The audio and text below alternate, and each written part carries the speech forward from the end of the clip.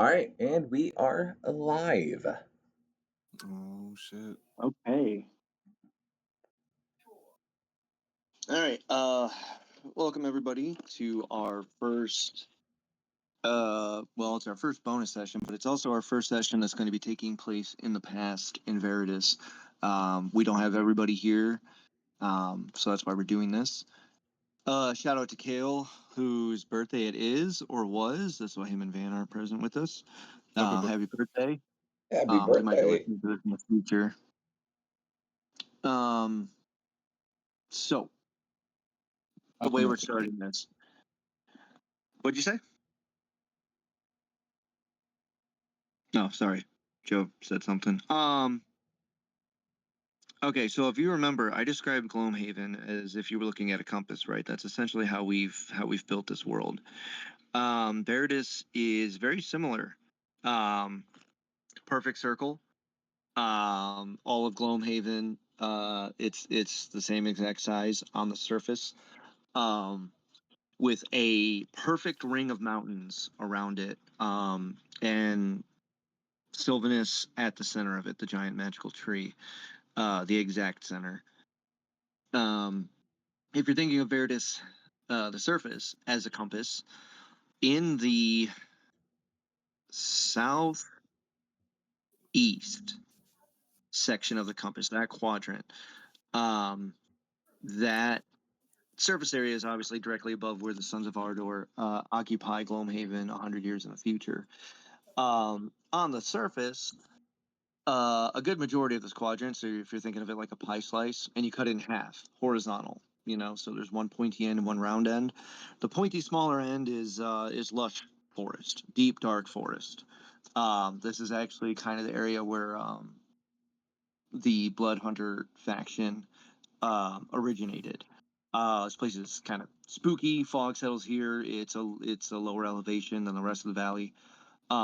And then on the second half of the pie slice, the one that actually becomes rounded, wider, and bumps up against the mountains, is mostly marshland. Again, fog is a constant here. It's kind of eerie.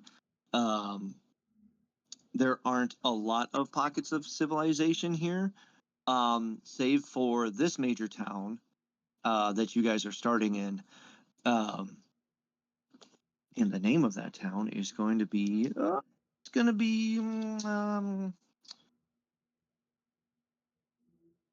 Marshmore. That's fun to say. Love it. Marshmore. So this is the largest pocket of civilization in this section of Virdis. That's otherwise pretty sparse. Lately, the town of Marshmore has lost a good handful of local guards over the last couple weeks.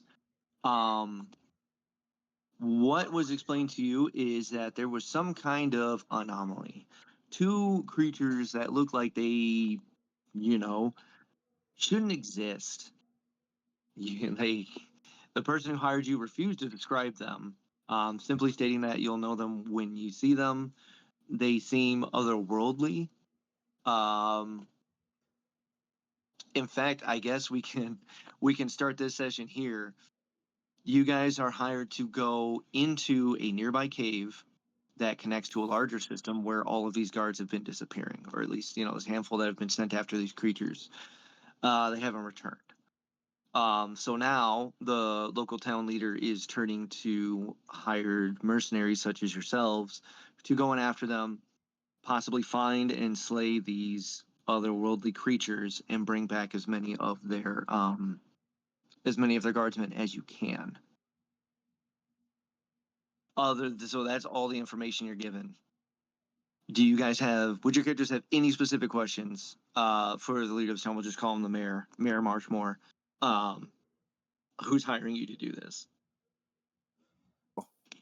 Who's hiring? Yeah. So there's a cave. A bunch of guards have gone missing, and it started when they pursued two otherworldly creatures into the caves. I ask him, was the guy that hired us, perhaps a wizard? The guy hiring? No, it's Mayor Marchmore. He's just a regular mayor. Oh, is he You're a speaking to him wizard? right now. No, he's not a wizard. Okay. He doesn't does live, have a very magical looking mustache. does he live in a tower? Nope. All He right. lives in Town Hall, which is I pretty don't have. squat. They don't build things too high here. They make it too heavy. It's liable to sink into the ground. So all these buildings are pretty low lying. He doesn't have, like, he's not concerned with my character at all, like how he looks, or You showed up alongside these two other normal looking guys. okay. Cause are you Alright. the? I'm sorry, you said meatball. You're the bread thing, right? Yeah. This is, So oh yeah, so when you walked in alongside this other wizard, he just kind of assumed you're his familiar. that makes He doesn't sense. think you're your own thing. And racist. Um. You are in the sticks. I mean, technically, he is a construct or create a golem. Excuse me. So But I mean, that when you talk, he addresses you directly. He's not ignoring you or looking at, Joe's character. Speaking of, real quick, before we go any farther, character names. meatball.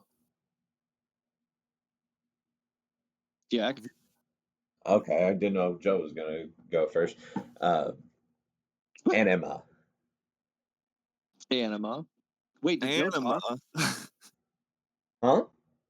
I can't hear Joe. Did he speak? Did we lose Joe? Joe? Yeah, Seeger said his name Meatball, and then I didn't hear anything from Joe, but you said Joe said something. Did he? You said he did. I did not hear him. Joe, are you alive? Uh-oh. Oh Uh-oh. Oh, no. no. Ladies and gentlemen, we'll be right back as we're having technical difficulties with one of our members. What's going on with Joe? I Let me don't tag know. him.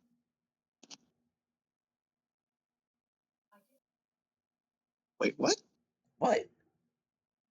What? I picked his name and okay. On Ask him if the he's there. on Foundry, I can see him moving his little Hello? pointer. Oh, There you hello. are. I had to switch to my phone. What? Oh, that's I weird. don't know what happened. I don't know what happened. It just stopped picking up any input from my microphone. Weird. Anyways, we're going to continue where we left off. Go. Hello, my character's name is Ekruk. Ekruk? Yes. Nice. Yes, indeed. And if I remember correctly, we have two wizards and Jack. What are you? You're a druid, right? A druid. A clank druid. Okay. All right. So this is what you've been tasked with. In addition to any loot you find down there, which the mayor says you're more than welcome to, if you're able to complete this and return to him, he'll give you a sizable amount of hands of gold. He doesn't specify. And the reason, pulling back the curtain, the reason I'm not doing that is because, if we run out of time or someone's got to go or whatever, we won't necessarily be revisiting this. Whatever you guys get done in the session is what happens. I'm just gonna hide a bunch of loot in the cave. Oh, well, you won't have Just to. kidding. Just the farther you go, the more you will accrue.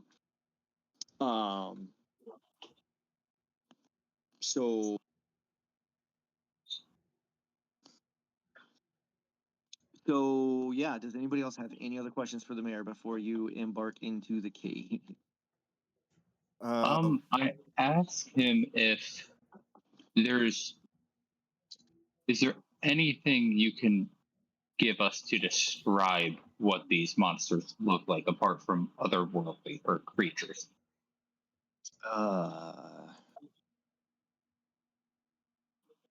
Persuade him. I don't roll. Just what do you say? Well, I asked him if is there any defining features about these creatures? apart from just looking otherworldly? So he kind of looks outside Thousand Yard Stare. He's thinking about how he's going to phrase this, and he turns back to you and he says, okay. He says, honestly, they're fungrels. 2 children. But they look wrong.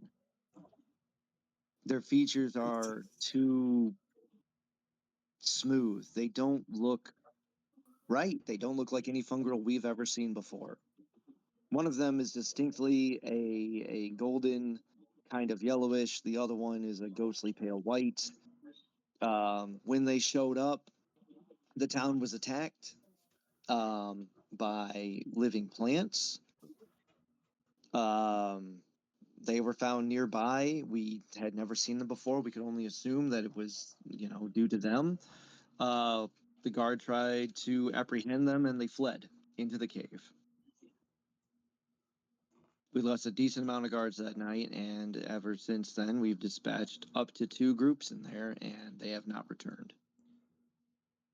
2 groups of guards going after 2 mysterious fungal children that have not been seen since. Correct. At first, we were afraid that they would come back and attack again, and now, honestly, we just want our guardsmen back. And any answers you can glean from what happened. Okay. Got it. Mm, All right, that's enough information for Anima. mhm. All right. I agree. So the mayor kind of sighs and he sits down at his desk. He says, all right. He says, you know the direction of the cave, you know the entrance. Nobody will stop you there, and we have no guards posted outside of it because we can't spare anyone else. He says, good luck. Good luck in this roots forsaken place. And you hear that phrase, and it's not just a phrase. As far as anybody knows, the roots of Silvaris don't reach this far. So as far as like the magic and the kind of the religious bit around Silvaris, that's not really a thing out here. There's no sign of the roots this far out. Like I said, most of Virdis is verdant, green, lush. This place is obviously decay, rot, marshland. So everyone just kind of assumes that the roots do not spread this far into this quadrant. So with that being said, do you guys all head directly to the cave now? I'm fine with it. Yeah, I have no issue. It's not like don't really think either any one of us really have any gold for us to be able to spend. Is there any kind of gear you would want specifically? I might just say you have it.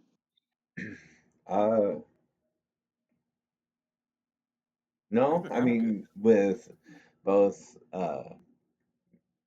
Anima and Ekruk having the ability to heal, it shouldn't be too bad. I have I reassurance. have. Oh, okay. All right.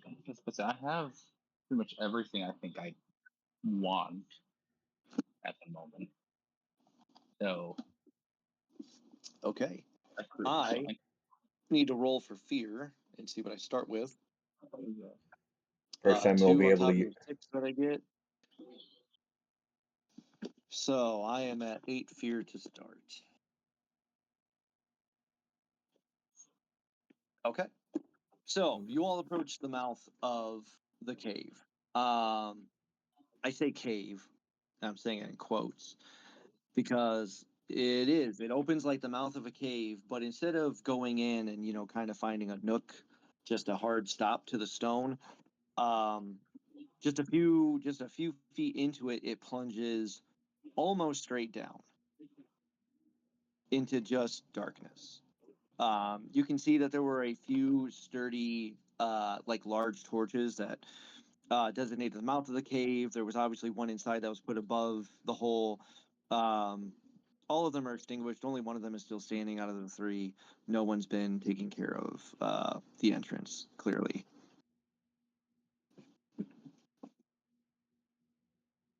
Okay. So how would you all like to go down this almost sheer drop into darkness? I'll just fucking goop in. I don't know how to describe that any No, differently. that's fine. Also, just a friendly reminder: keep in mind your experiences, because if you have something that you think can help or pertains to the situation, it might Ooh. bypass rolls completely. I do. I do. Existential crisis. But that Why do I exist? What am I? Who made me? And I roll in. may I offer another solution? You can. I've Since already rolled in. I I'm will. going. I will say, yeah.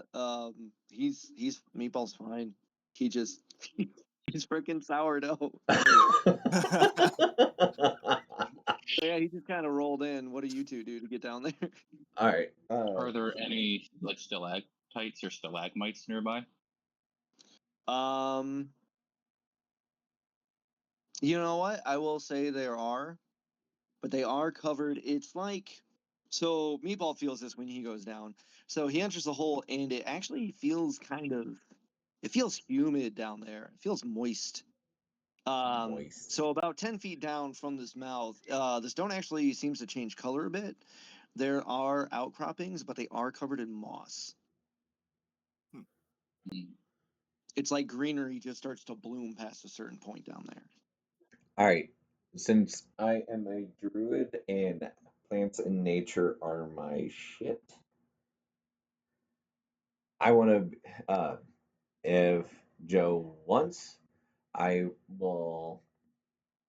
Uh, I want to be able to break summon like vines from the earth to help us go traverse farther down. Okay.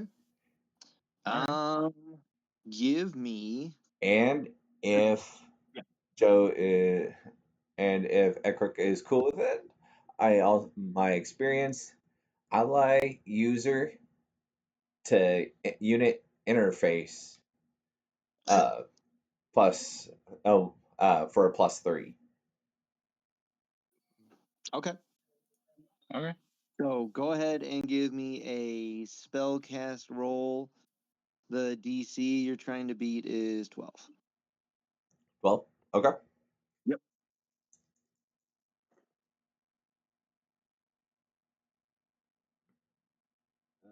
Damn, 10. 10 with Hope. 10 with hope. Yeah. Okay, so a failure with hope. Wait. Yeah. Oh yeah. I could cast reassurance, but it's only once per rest. That one's up to you, man. Let me tell you the cost before you do that. Okay. It'll still get a hope, and I'll only ask for a stress. Okay. For 6. Okay. All right. So yeah. So if you're willing to pay the stress, so as you said you summon up vines to help you and Joe make it Yes. down. Yes. Okay. So as you do that,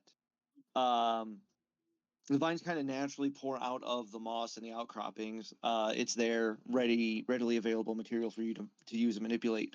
As you start to move the two of you down, like passing yourselves back and forth through like these almost hand-like tendrils of moss, at some point you feel one of them kind of jerk, almost as if it's not yielding to you anymore. It's like you lose control. It's like your car swerving all of a sudden. And it grips Joe's character violently for a moment, and you have to kind of exert more force to be like to correct them. Be like, "Whoa, what the fuck?" But you both make it down with you just having to exert that little bit more of stress. But something tried to wrest control from you over the foliage here. Okay, so I'm Speaking of not foliage, the only one able to manipulate the plant life. yeah, that was weird. The only, from your perspective, the only thing that would do that is, yeah, something sentient that wanted to do that.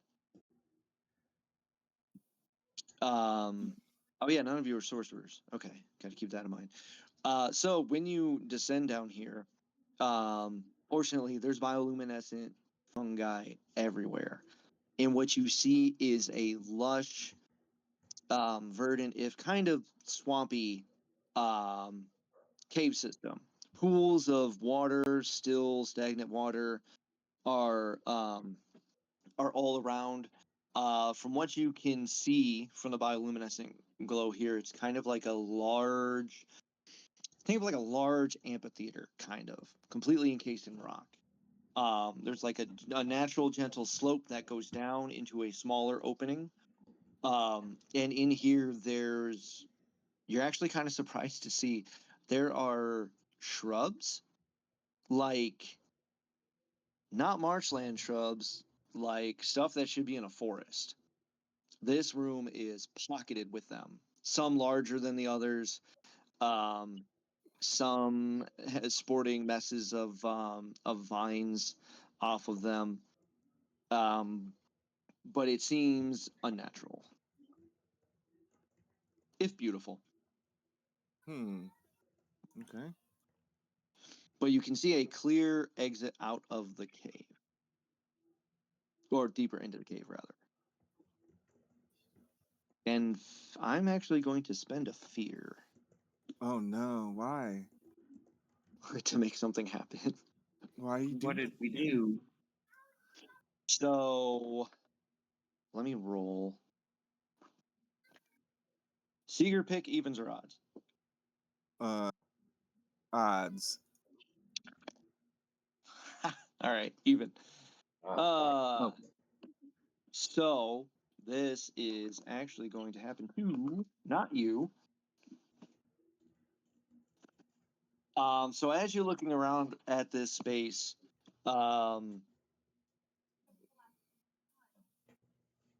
you're a druid. You're yeast. Yep, it would grab Joe.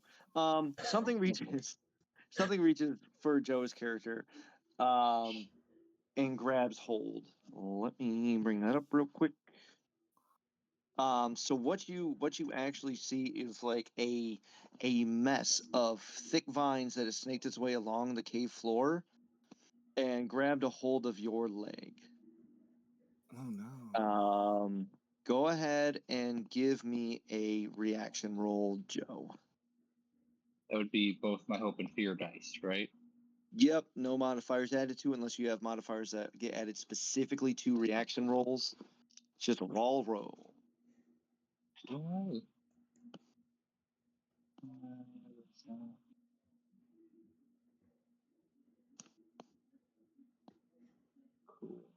don't have it. All right. That'd be 14. 14, nice. Okay. So as this thing wraps around your leg and it does it like eerily quickly, it starts at your ankle and it starts to twist up your leg and you can feel it kind of start to strengthen its grip like it's about to drag you. How do you get out of that? Because you do. I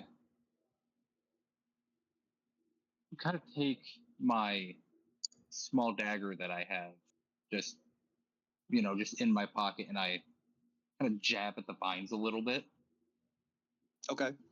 and I manage to nick one, and it loosens its grip on me and lets go. Also, Okay. My strange patterns. I have. Oh, I nice. selected 8. Okay. So, and I rolled an 8, so I would get a hope for that, right? Yeah. Don't you? Yeah, you can gain hope or clear stress, something like that. Yeah. Okay. Yeah. Go ahead. Yeah. Strange patterns is cool.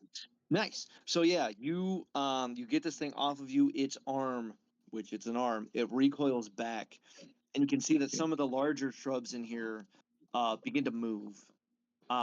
They look like essentially treants, but smaller. Still pretty beefy. Some of the smaller shrubs begin to move as well as they uproot themselves. You find you are surrounded by 3 deep root defenders. No, I'm sorry, 2 deep root defenders, and a bunch of minor treants. They kind of have instinctively mustered 1 deep root defender behind you, 1 over by the exit that you need to make your way towards, and then the rest of the treants are kind of splashed throughout. The deep root defender that you harmed actually kind of lets out a tree-ish squeal of pain, and from its other arm drops a very clearly dehydrated and kind of emaciated guard. He's wearing the colors of Marshmore, and he kind of gasps for air as he hits the ground. And you have found your first and potentially only survivor. Hmm. So said- that is the So- scenario. 3 tree. Which Uh, go ahead, Seeger. you said 3 deep root defenders and how many treants? 2 deep root defenders. Oh, 2. Yeah, and then minor treants. They are minions. That's 3. And where are they in position to us? So 1 deep root defender is behind you guys, where you just came in from. Mm-hmm. The other one is clear across in the lower section of the amphitheater near the other exit, Mm-hmm. and then the treants are kind of dotted between that space. Okay. The deep root defender that's behind you has the guard directly next to it. So it might be a good So- idea to try and keep this dude at least incapacitated. Yeah. Yeah, gentle one. So I would be the one down here in the bottom right, correct? Yeah. You're. Yeah, that's Okay. Joe. I didn't set up your Oh. character. I just.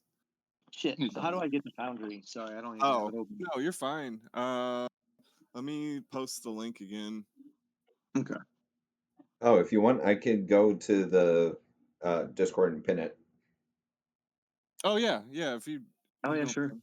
Yeah, then Yeah, Right. Jack. I made Jack an administrator over the Discord, so he can pretty much do Nice. everything. Because I don't do Discord stuff. that's perfect. I still think it's funny that he gave me all the permissions and said, "Are you really sure you want to do that?" Yeah, it straight up warns you. It's like administrator can do pretty much everything you can do. This is a very powerful thing to give away. Mhm. I was like, okay, sure. All right. Yeah. I did pin it on the Discord. In general. Yeah, in the general Yeah. one, because that's where he posted that. Okay. Okay, thank you. Yeah, you can move that too. That's just where I posted it. Oh no, that's fine. That's good. Mhm. All right, loading up. Yee. Oh, do I have to log in? There's no You should have- password.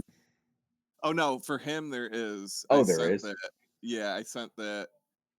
I guess it doesn't matter. I didn't have to, but it's literally just Nick is cool. Capital N, capital C.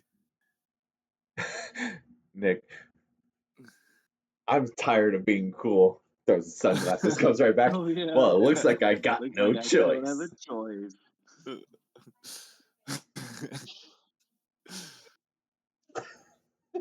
Loading cave.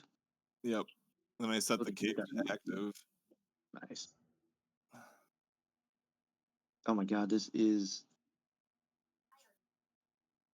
terrible on a phone. Hold on, I'm gonna delete. I'm not gonna read you. I'm gonna delete those actors for now. Oh god, how do I zoom out? I don't know. I have no idea how it works on a phone. Oh.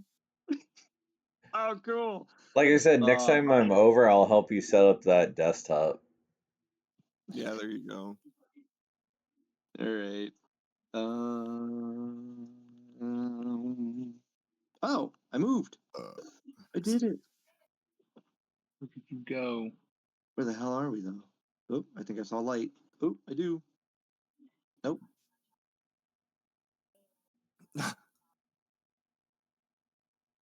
You can't see what I'm doing, can you?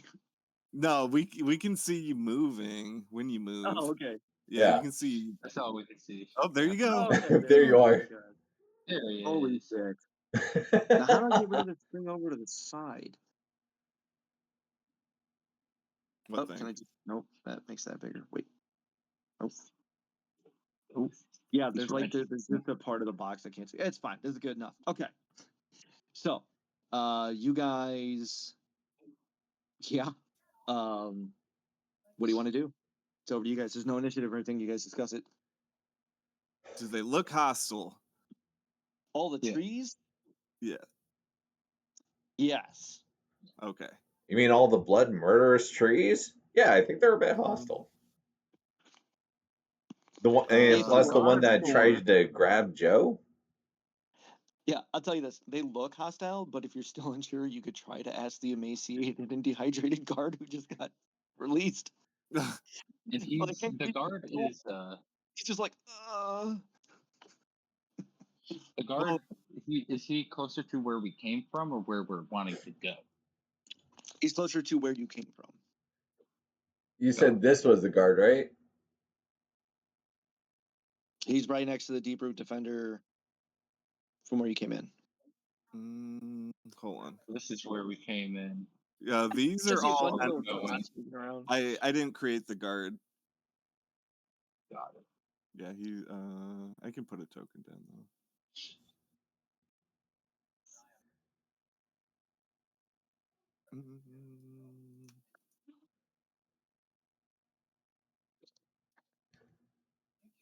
We're doing it live.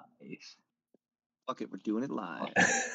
All things that mess up, we're doing it live.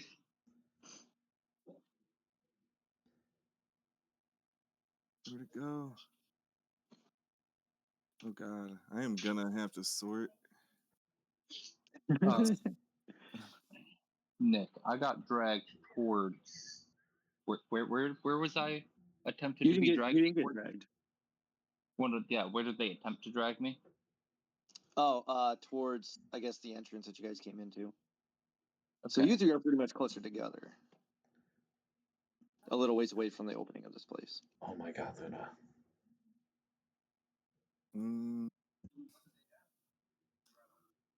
I'm trying to think of what to do. I could just fucking attack them. But I mean, they didn't kill the guard. It looks like they've just been dragging them. Well, Maybe they're friendly. Maybe they are. You don't know.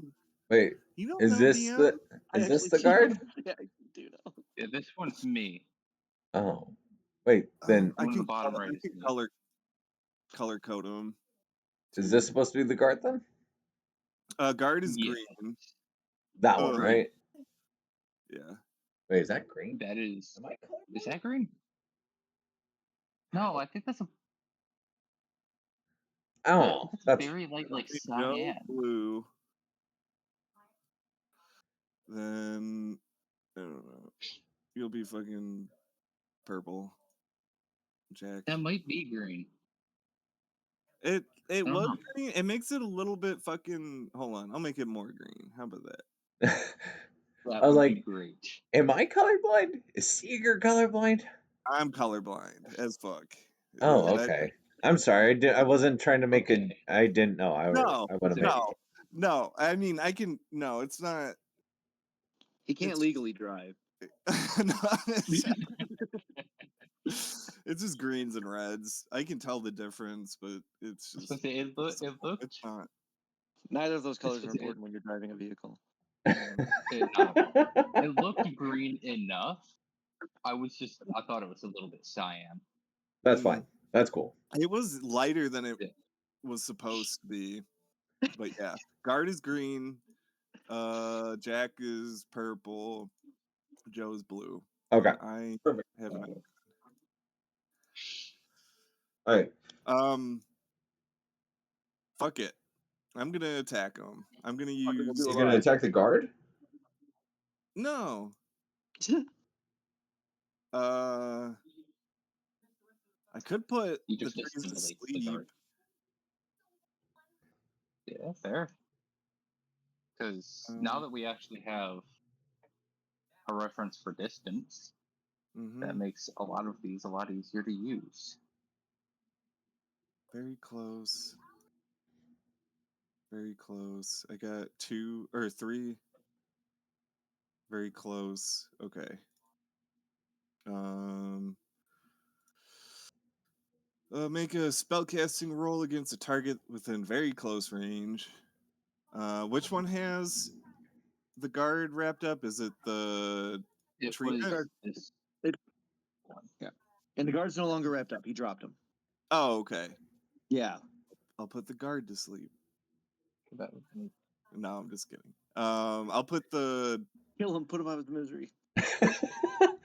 I'll put this deep root defender to sleep. Which one? He's, the one adjacent to the guard. Okay. Okay, so I had to make a spell casting roll against the target. Okay.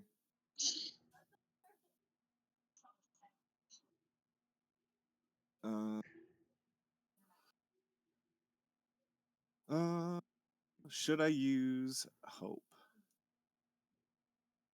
Yes. Fuck it.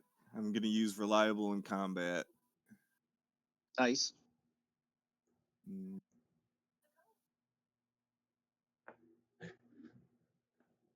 Ooh.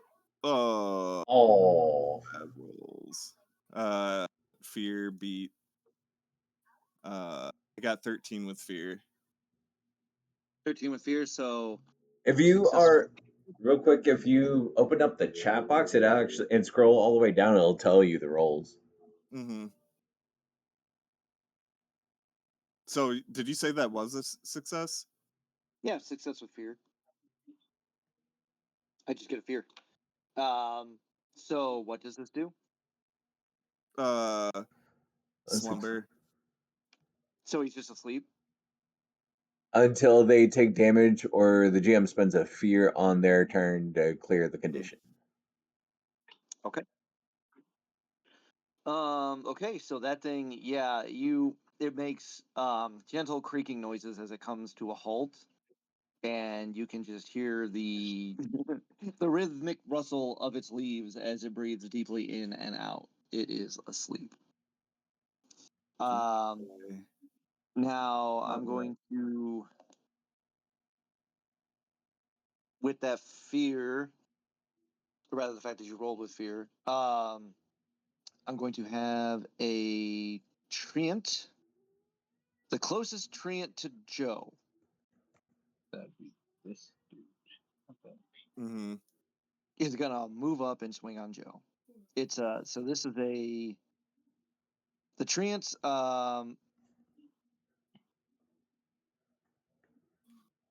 yeah, these guys are minions. They're a minion class. So there's 3 in each group, pretty much. Yeah. So 3 of these little three in treant each trusting. group. Huh? They each of the deep root defenders have 3? No, deep root. No, those guys are bruisers. Oh. Yeah. Okay. Yeah, the way minions work in this game, they have a size for the most part equal to the party, and for every Okay. they go down in 1 hit essentially. Yeah. So there's okay. So there's only 3 treants, then 2 deep root defenders. Yeah. Okay. Just making sure. Oh my god. I thought you meant 3 each for each deep root defender, and I was gonna be like, oh shit. But yeah, no. Okay. Go ahead. Yeah. So the this treant runs up and it swings on Joe's character, and it rolls clown shoes. So this thing runs up to you. We'll say it does like a high pitched shrubbery screech. How do you avoid its claw attack, Joe? Well, I hear it screech, and I stumble back a little bit, and it just misses. Okay. It's back to you guys. Like Hank Hill. All right. So Whoa! Actually, sorry. Whoa. Whoa. Sorry, I'm going to spend another fear. Boy. I'm going to highlight. I'm going to highlight the Trent nearest to Jack's character. That's also going to run up and swing on Jack. Let's see here. He also rode clown shoes. How do you avoid it, Jack? So how's he swing? They run up and they try to use their claws, their claw-like roots. Honestly, he's simply just gonna push his hand and sidestep.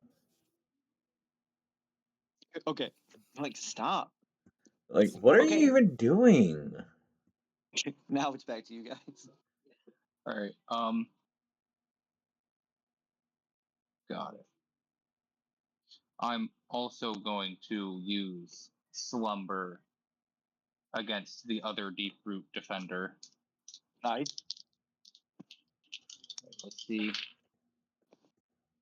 Oh, well, shit. That's a 6 with fear, so that would be a not good. Ooh, okay. So, what does your sleep spell look like? Does it have a visual to it?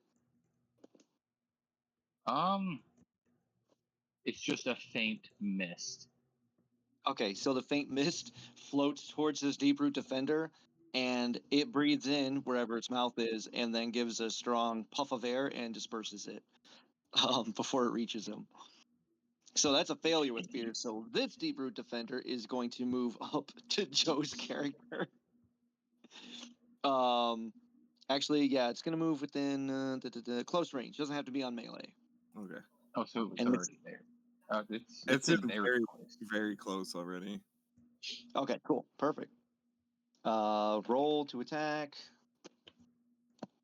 19. What's your evasion? 12. Ooh, okay.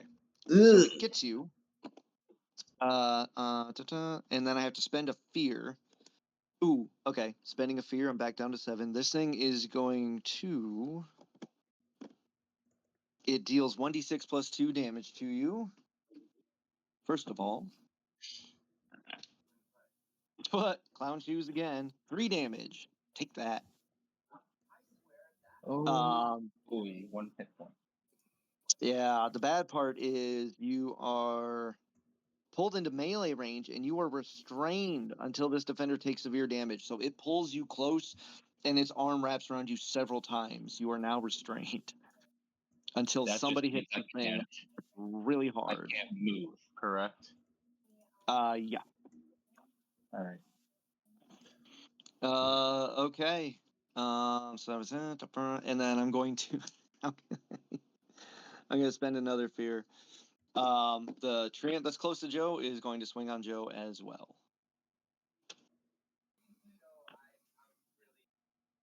What did you say your evasion was? 12. Okay. This thing's too excited at seeing its big brother hold you for it. It trips and falls on its way to you, and it doesn't attack. It misses. All right, down to 6 fear. It's back over to you guys.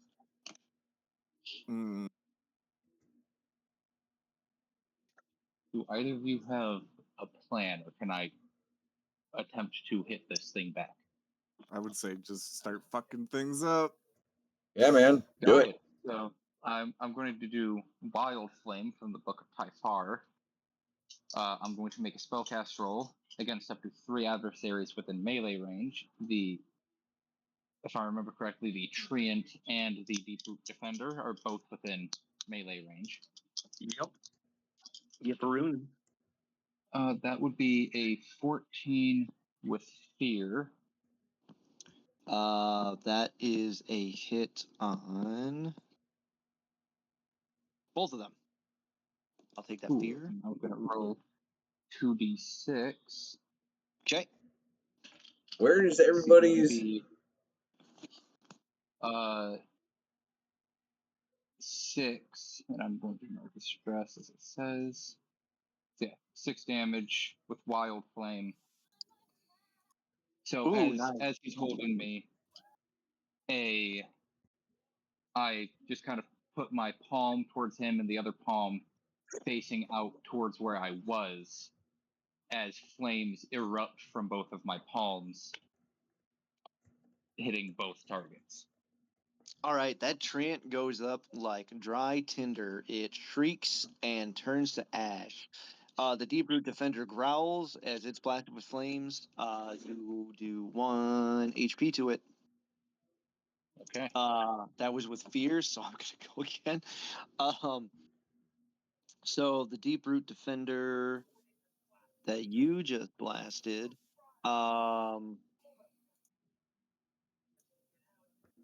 it's got a hold of you. Right. Who's now closest to this Deep-Root Defender other than Joe? That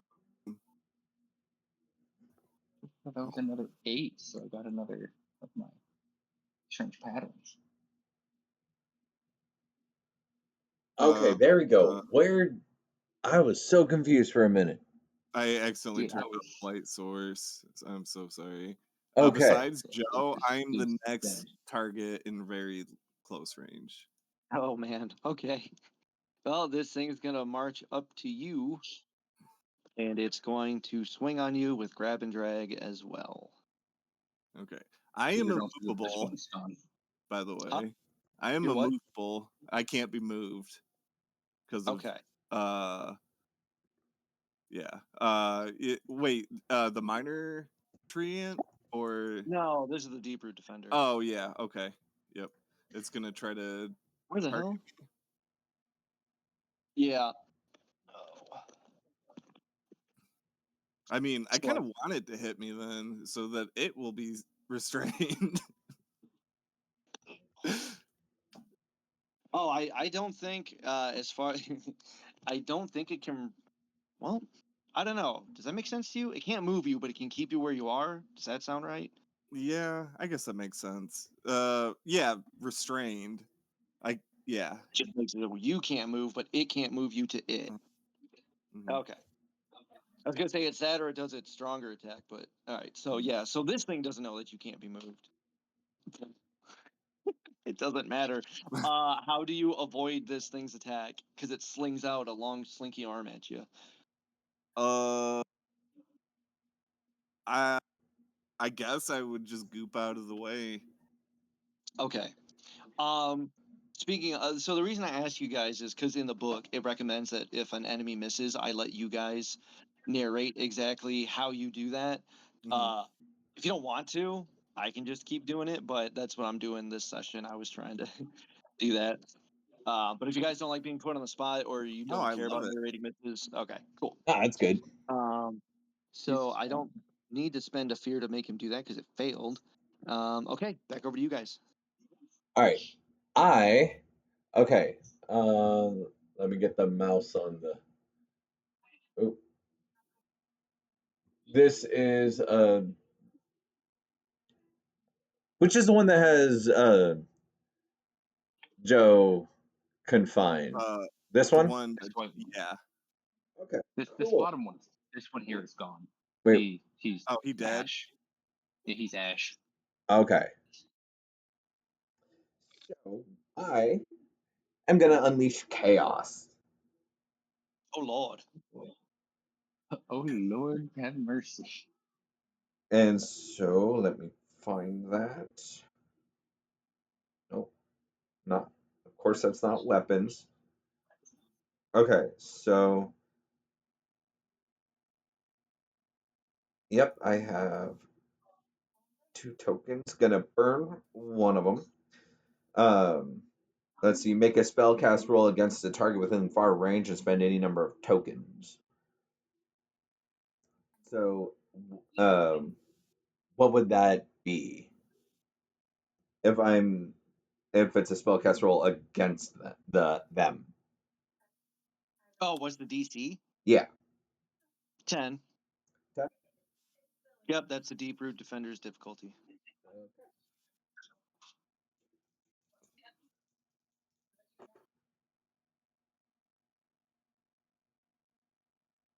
Oh, I thought I had a crit. Damn. Ooh, ooh.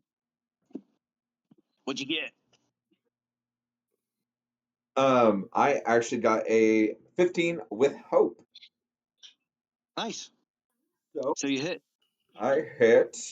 I'm gonna burn a token, and I roll a d10. Okay. I forget which was the d10. Oh, found it.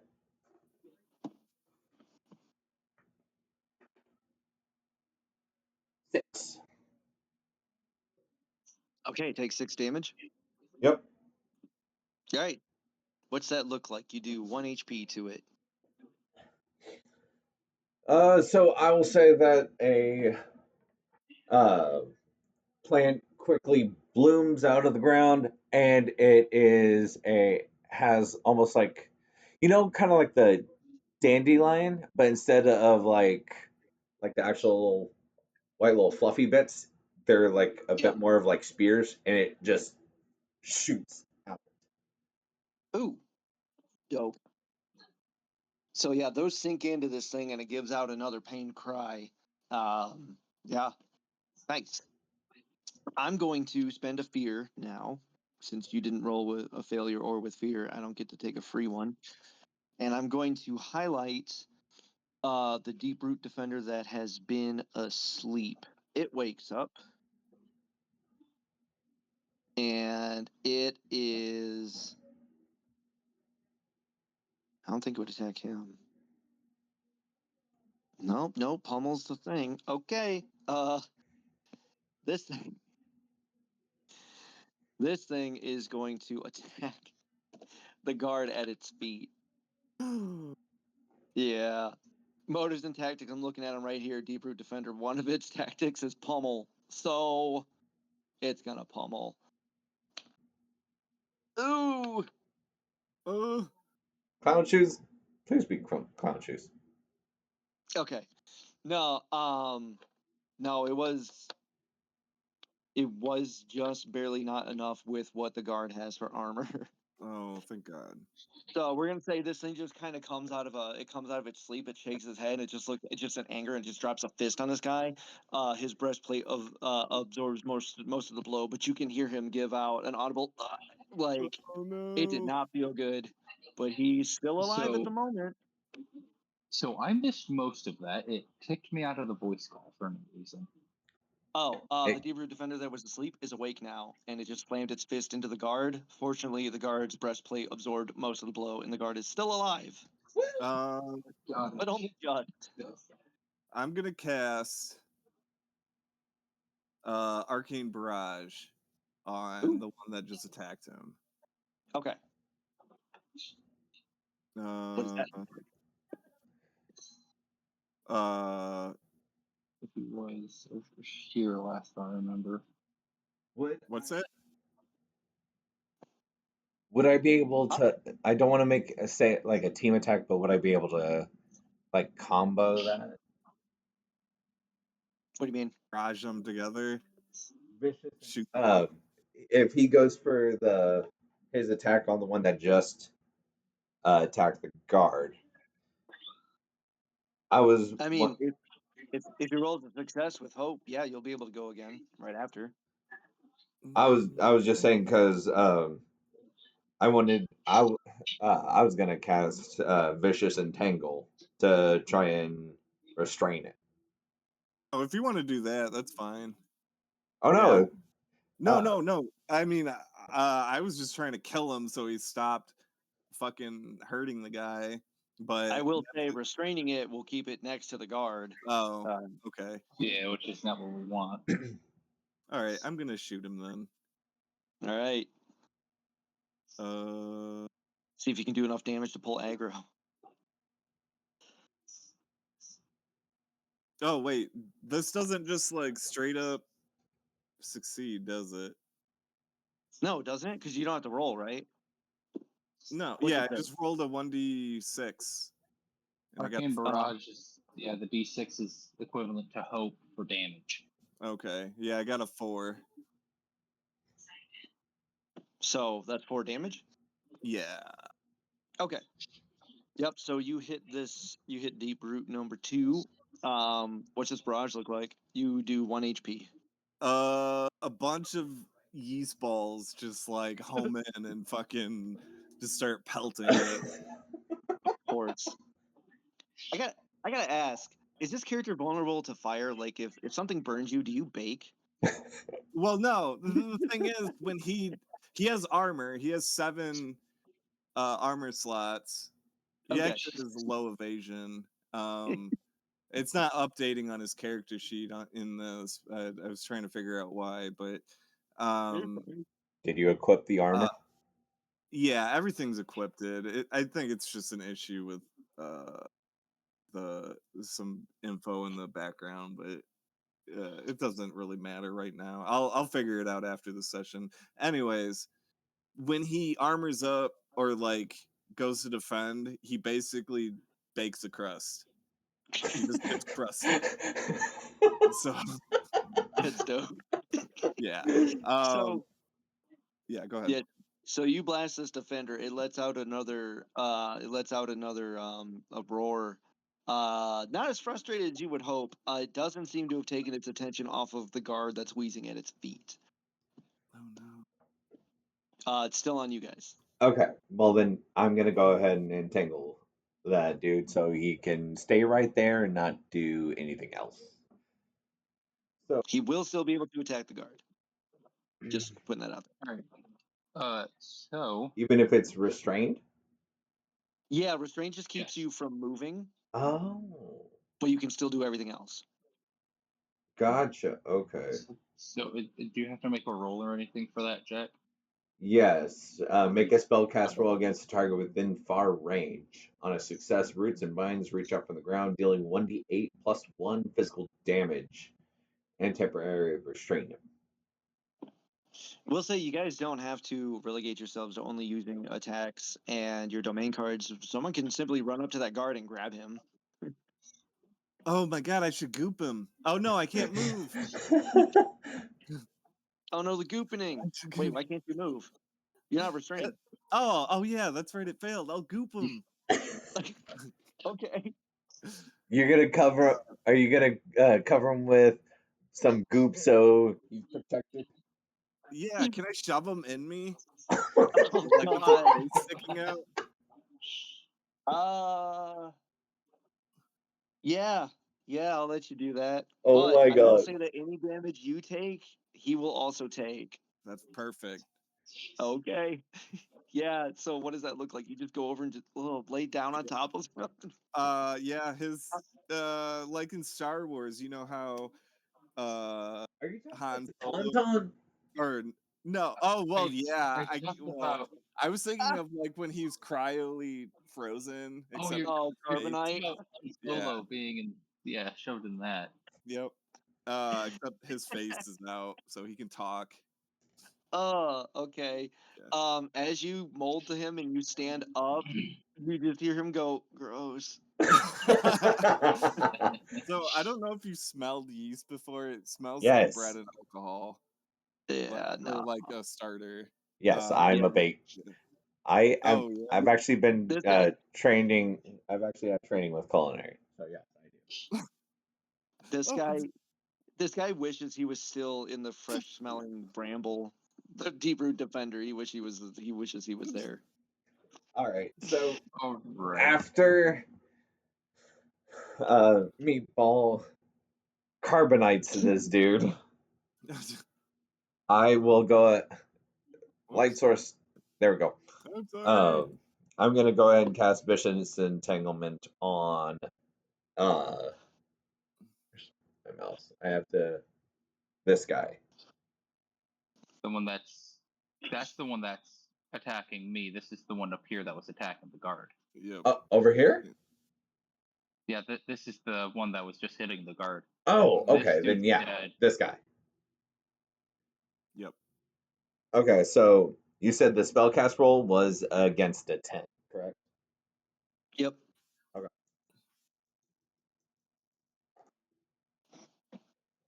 Right. Yeah. Nice. Double 2. God damn. Nice. I'll gain that hope. I'll burn that. I'll clear that stress. And then it was a one D8 plus 1. Yeah. 4. Nice. Okay. And this is the one that's holding Joe. No. What? No, that's No. the one Other that one? Okay. is attacking the guard. Got it. Virdis. Okay. What does This it one. look like? You do 1 HP of damage to it. So, spiky, pointed, uh, so vines with like the barbs and everything are gonna sprout out of the ground from under his feet, and it's gonna just wrap itself around his body, the enemy, and then just uh, stick the enemy with some of the barb, dig in it all over its body to Nice. cause that damage. Cool. All right. All right. So I'm going to spend fear to highlight the treant. Whichever one's closest to Jack, it's going to run up and attack Jack. Is this one still alive? Yeah, this one down here is dead. Yeah, the one down here is dead. Oh, is that Both the what others- that little thing on the corner is? Yeah. Okay. All right. So yeah, it's going to run up and it's going to swing on you with its clawed branch. Good lord, a 9? Jesus. Yeah, that shit misses. How does it miss? So it's gonna run up and Anima's just gonna leapfrog the dude. Okay, nice. Woo! Just having fun with it. All right. So. Oh, sorry. I'm still going. My bad. I'm just reading. Okay, sounds good. Okay.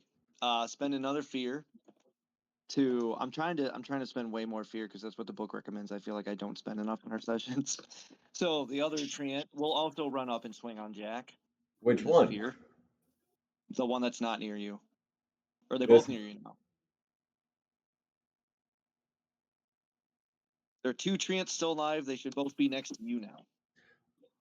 This one is the one that's restrained. Yeah, he's meaning this one down here, because that's the deep root defender. This is a deep root defender. This one down here is a tree. Oh, the red ones are treants. Okay, I was wondering. Yeah, this one's dead. These are both still Right. alive. I gotcha. Okay. Both living treants are now next to you in melee. The second one's swinging. 17. That does hit. Okay, Damn. that does 4 physical damage as it claws you. I try and dodge, but it gets me with it barely nicks. It only gets a small cut. I have to take 1 mark. Oh no. Okay. Now I'm going to spend another fear to use the treant's group attack action. Spend a fear, choose a target, and spotlight all minor treants within close range of them. Those minions move into melee range and make 1 shared attack roll. Motherfucker. Bring it. On a success, let's see. It's only 1 roll to do it. Oh shit, 13? Who are you attacking? You. Me? Yeah. Yeah, it hits. Oh shit. Okay, so for each treant next to you, you take 4 damage. So these 2 just start pummeling you with claw attacks. You take 8 damage. All The right. little strawberry shrieks. I will mark an armor shot slot to bust that down to 1. Nice. Okay. So Back I'm over to you guys. currently 2 out of 4, or Yep. 2 out of 6. Cool. It's not your turn to roll the dice, kitty. So I'm going to just use my great staff to attack the deep root defender closer to Jack and Meatball. Okay. Let's see. A 12 and a 4 with hope. So 16 with hope. I assume That hits. cool. Okay. It would be Kitty! 1d6 magical damage. Powerful on successful rolling damage die. That's a 1, and so I'll take with a 3 on that. So 3 damage. So you do 1 HP to that one. Damn, these are fucking strong. Yeah, they're Well, beefy. we've only been really hit with 1s. That was with hope, right? Yeah. Okay. Hope. You know what? I'll use a fear. I'm going to spotlight the deep root that has you restrained, Joe. It didn't like that you're doing shit. And it's going to try to pummel you while you're in its grasp. Oh boy. Oh no. My God. What? I'm just rolling like shit. That definitely So it missed. missed. Yeah, so it's Okay, got yeah, so a it just and it tries to hit you while it's got you in its one hand, but it pivots its whole body and moves you with it, so it punches air where you just were. Stupid. All right, over to you guys. Hey, How many people can I goop? What? Oh, I'm gonna no. say one. Okay, that's fair. Yeah, I'll say. I was gonna start gooping the party. Oh my God, and just So I run. could, yeah, tank everything. okay. You know what? I'll tell you what, Seeger. I'll do this. You can goop more than one person, but only one of them can have access to air at a time. The other one's gonna have to Oh, make. oh God. Oh Lord. Oh, No, Don't do that, please. I'm not doing that. hey, Seeger, how many, Yeah. where the fuck is in the damn book? How many hope do you have? I have 0. Okay, never mind. Yep, I ran out. I have all of mine. You're fully They're maxed burning out? it. Huh? What, Jack? Okay. I have 6 hope at the moment. Jeez. Okay. Finish up with the rest of the class. Right? All right. So I will, since this one is strained and these two keep trying to do shit, I don't want that. I will move over here and I'm going to go ahead and do another vicious entanglement on the one to the south. Okay. All right. And so, what was it? It was, yep, make a spellcast roll. So, no, what'd you do with my fear die? Bad kitty. Lift it. Okay, there it is. Cool. All right. Yeah. Okay, that doesn't work. Ooh. 6 with fear. Oh, okay. You do 1 HP. And which one was this? The bottom, the one to the bottom, Sorry, a deeper defender or a treant? the Trian. Okay. Well, it's dead. How do your vines rip it apart? Oh, Shit. okay. Well, then what's going to happen is I'm going to try using vicious entanglement, but as the vines and with the barbed vines come up, it's just going to shoot a thorn right through its fucking eye.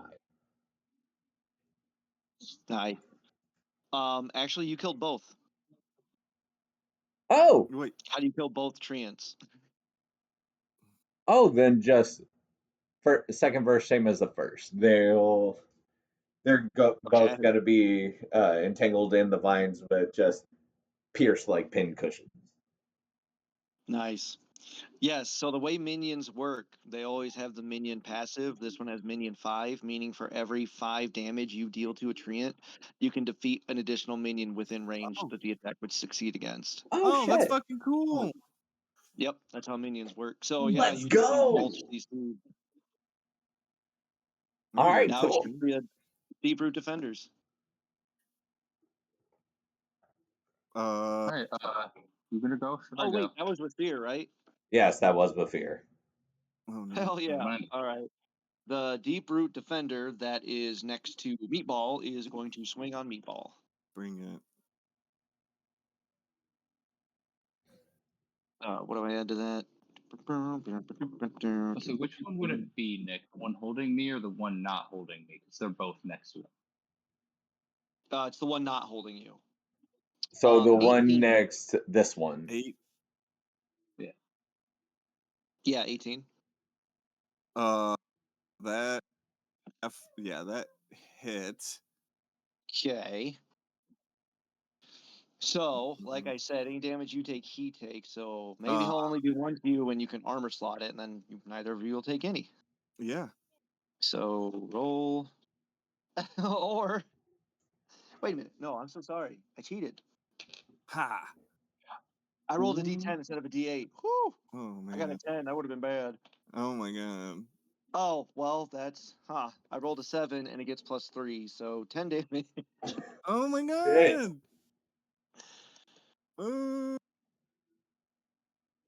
Does that get through a threshold? 10. Yeah, that would beat. That's my minor damage. Oh, perfect. So yeah, you're taking 2 HP. Oh no. So I'll That's mark getting rocked. two armor slots. You can only do one, right? Oh, I Yeah. can? Oh no. Guardians No, can you- do more than one, I think. Yeah, that's a class thing. So yeah, you can only mark one armor slot unless something lets you mark more. And 1 HP. All right, so you get punched really hard by this deep root defender. What'd you say? You crushed yourself to absorb the blow? Yeah, I'm Right. assuming it cut through the crust. No, it's a. God damn it! Yeah. So you crust up, and it sounds like a fresh French baguette being cracked in half. So that's you, your bread cracking, and the sound of toast crumbling. If you taking that 1 HP, you hear the soldier go inside of you. Oh no. As he gets rocked. He coughs up blood when that happens. He's on his last. He can't take that again. So that being said, I'm going to spend a fear, and I will highlight the other deep root defender, and it's going to swing on Joe, which it still has in its hand. See, has its intelligence went up at all? 14. That would hit. Okay. Damage. Clown shoes. 4 damage. Just do 1 HP. Which Okay. I'm going So to yeah, mark an armor this thing's slot got you for. in its hand, and it just kind of gently pushes its fist into your sternum, trying to crush you. I marked the armor slot for that. I don't want to take that damage. All right, back to you guys. I'm gonna start running. With guard. Well, that didn't take long. Classic. I don't think I told you guys this. Seeger is famous for running from combat in D&D. What? Trying to be alive by all means necessary. Even leaving innocent NPCs to be fodder. Like he you just take the guard with you. Oh yeah, he'll have the guard with him, thankfully. But I have seen him use Ray of Frost in D&D to shoot the harness off a horse so it wouldn't be attached to a carriage anymore, and he rode that single horse, away as orcs started butchering innocent NPCs behind him. Oh my god, dude! So just so you know, that's who. Yeah, he's like, I cast Ray of Frost. It's like, oh cool, he's gonna shoot the orcs on the harness. Like, what? Yeah. All right. So Wow. this didn't take long. 1 session to get to this. I'm saving the guard. I'm protecting him. Yeah, Not- sure, If totally. that is your turn, Wait, can I still attack? Yeah. You're running! Yes, you can move it. You can move an attack. Retreat. Oh my god! I'm gonna use slap. Stop. I can't fucking focus. I'm gonna cast Ice Spike as an attack. Oh, nice. I just read that one. That's cool. On the one that we've been fucking up, and the one that hit me. Yes. I do not have any hope. Let's see what I get. Oh, I got 23 with hope. Boom, God bitch. damn. Yep. Roll the damage. What's it look like? D6. Come on. Oh, one. God damn it. Oh no. I threw I shot an ice spike and it came out of the ground. It's all fucking it's like bubbly. It's frozen yeast. It's a frozen starter, shoots out of the ground and grazes it. I'm assuming it doesn't do any damage. No, it does 1 HP. In fact, that hits this thing and it lets out a terrible roar as it's now bloodied. Some of its vestigial branches have fallen away. The leaves turn brown and brittle before they even hit the ground. This thing is hurt. It must be allergic to yeast. So how many times did we hit that? That was like, what, 4 times, right? Yep. Cool. So, yeah, I'm going to do Arcane Barrage. Nice. I'm going to spend 4 of my 6 hope on hitting this thing. So that's going to be 4 d6s. That's a 4. That's a 1. That's a 6. And that's a 1. Damn. So what was the total damage? 12? That'd be 12 damage. To the one that's bleeding? Yeah, to the one that's bloody. Okay. Yeah, that breaks its first threshold. That's 2 HP. What's this look like? Or did you already describe it, kind of, pretty much? It's just gonna be 4 bolts of. It just looks like almost like a starry night sky in a small, almost like 2-inch long, 1-inch wide magic little like pebble. Just all 4 of them hit him. Nice. Yeah, that fucking hurts. It roars in pain. It is on its last leg. Those things perforated its body, but it's still up.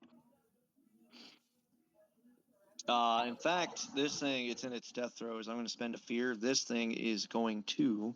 Who's closest to this one? It would be... Talking about this one, right? Jack. Yeah, technically I'm closest. Okay, this thing roars and rushes up to Jack and swings with desperate resolve. And he whiffs it so bad. I mean, he missed. This thing is too hurt. As it came up to you and it swung, its arm detached at the elbow and just kind of rotted and hit the ground. Now I feel bad for it. Feel free to say no, but now it's in melee range of you. What's that? Now it's in melee range of you, but it's over to you guys now. Okay. Well,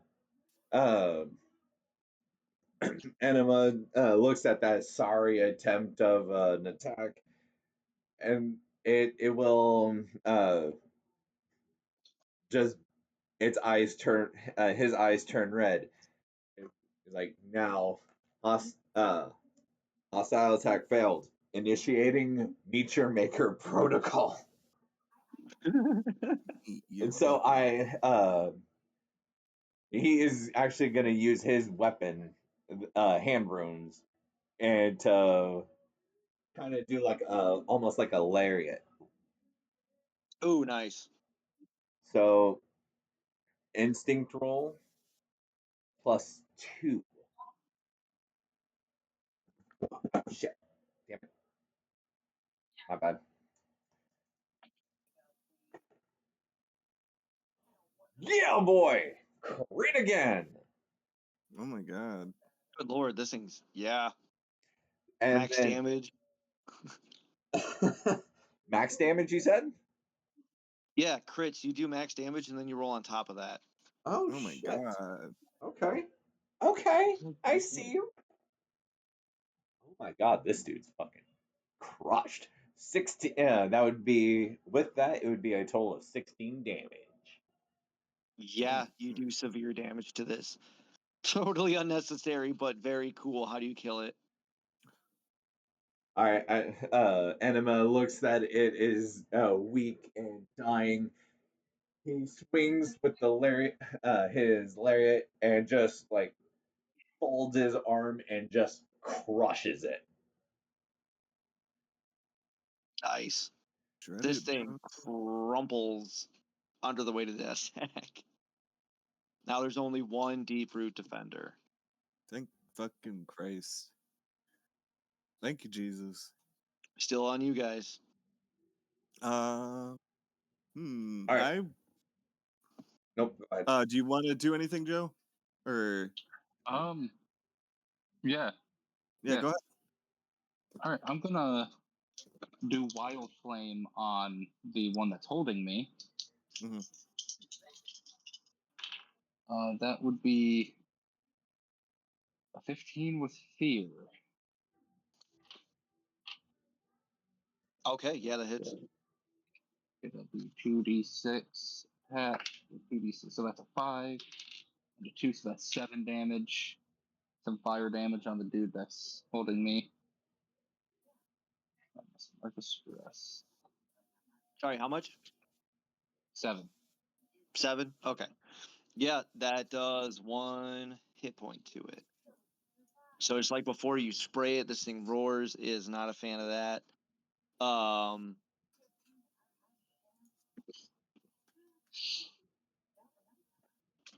trying to think of what this thing would do now that it's on its own.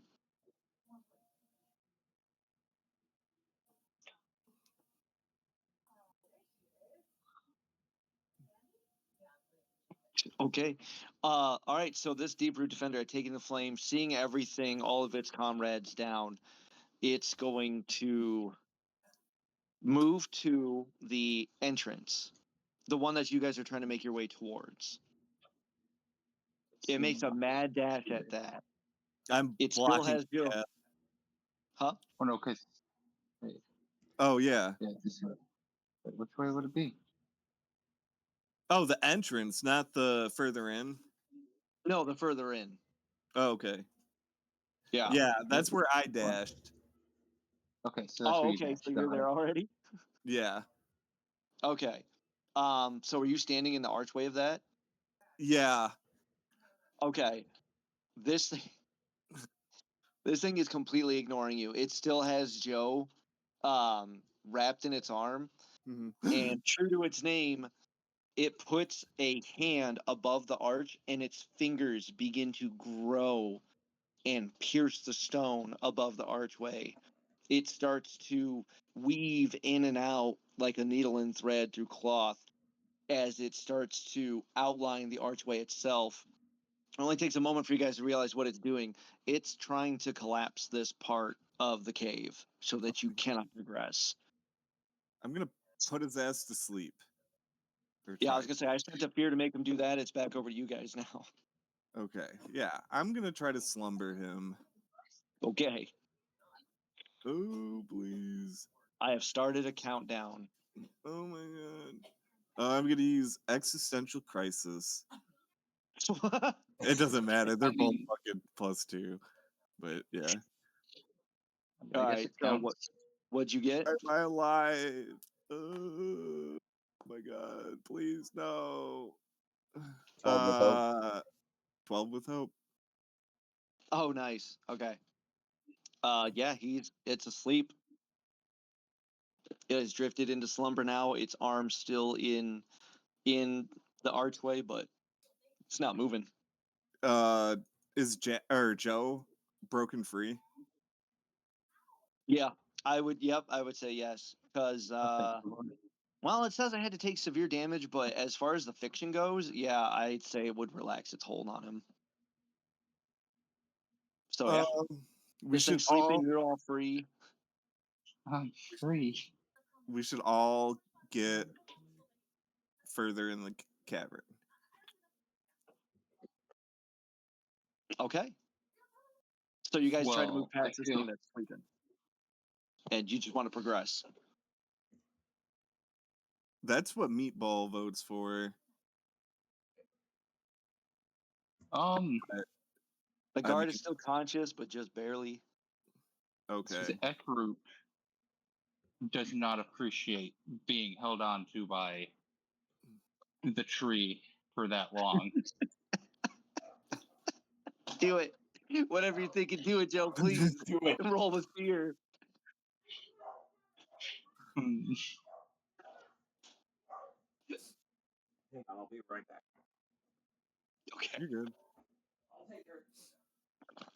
Can I give the guard a minor healing potion? Yeah, of course. All right, I'm gonna give him one. Okay. Waiting. Roll a. Yeah. You can wait. It'll be a 1d4. D4. Yep. I'm gonna wait for Jack to get back because this is Yeah, I gonna be figured. kind of funny. This is gonna be kind of funny. So We'll be right back as one of our players potentially detonates the entire session. I'm back. Stay tuned. Or okay, you back? I'm back. Okay, so I'm going to spend a hope to use telepathy. It's not an attack. I'm going to open a line of mental communication Oh. with the Deep Root Defender Oh. and you tell gonna it, wake his ass don't up? do that again. No, he's sleeping and it's not an attack. Oh, okay. It's almost like a voice in his current dream. Okay. Just telling him, don't do that. Was not nice. Okay. Do you have to roll for that, or it just happens? Nope. What do you? It just happens. Spend a hope You don't- to open a line of mental Okay. communication with That's what. target All right. So it's a identity. resource. Okay. Yeah. So yeah. So you connect to this thing's mind. Wait, is Jack back? Yeah, I'm here. Okay. My bad. All right. So you connect to the Deep Root Defender's mind, and before you can even utter anything in there, you can hear a small voice, a child's voice, saying, "Please, please don't let them get us. Please don't let them find us. Please just make them go away." Over and over and over.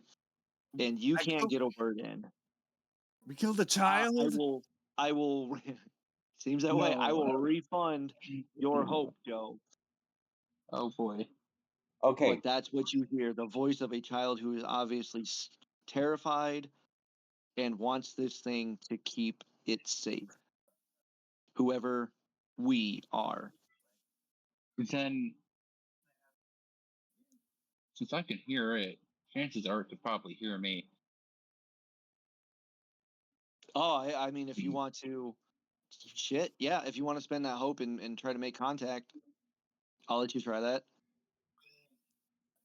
Yeah, what ancestry So, were the defenders? the defenders, We killed These are babies. they're just plant monsters.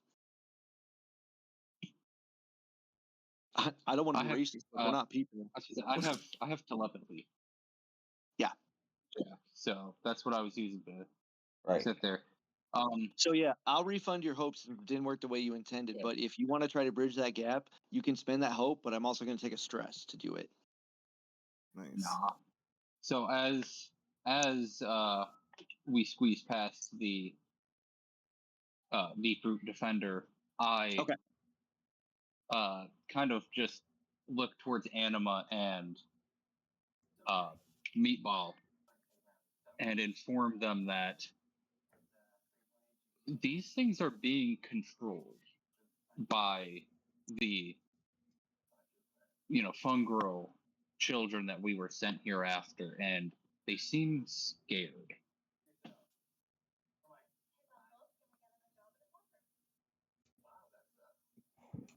hypothesis may be correct. As we entered the caverns, something was controlling the vines I summoned. Aha. You guys now have advantage going forward in the next scene when dealing with whatever this force is. Whether it's sussing stuff out, wresting things away from it, you have advantage in the next scene. Don't forget. Okay. Got it.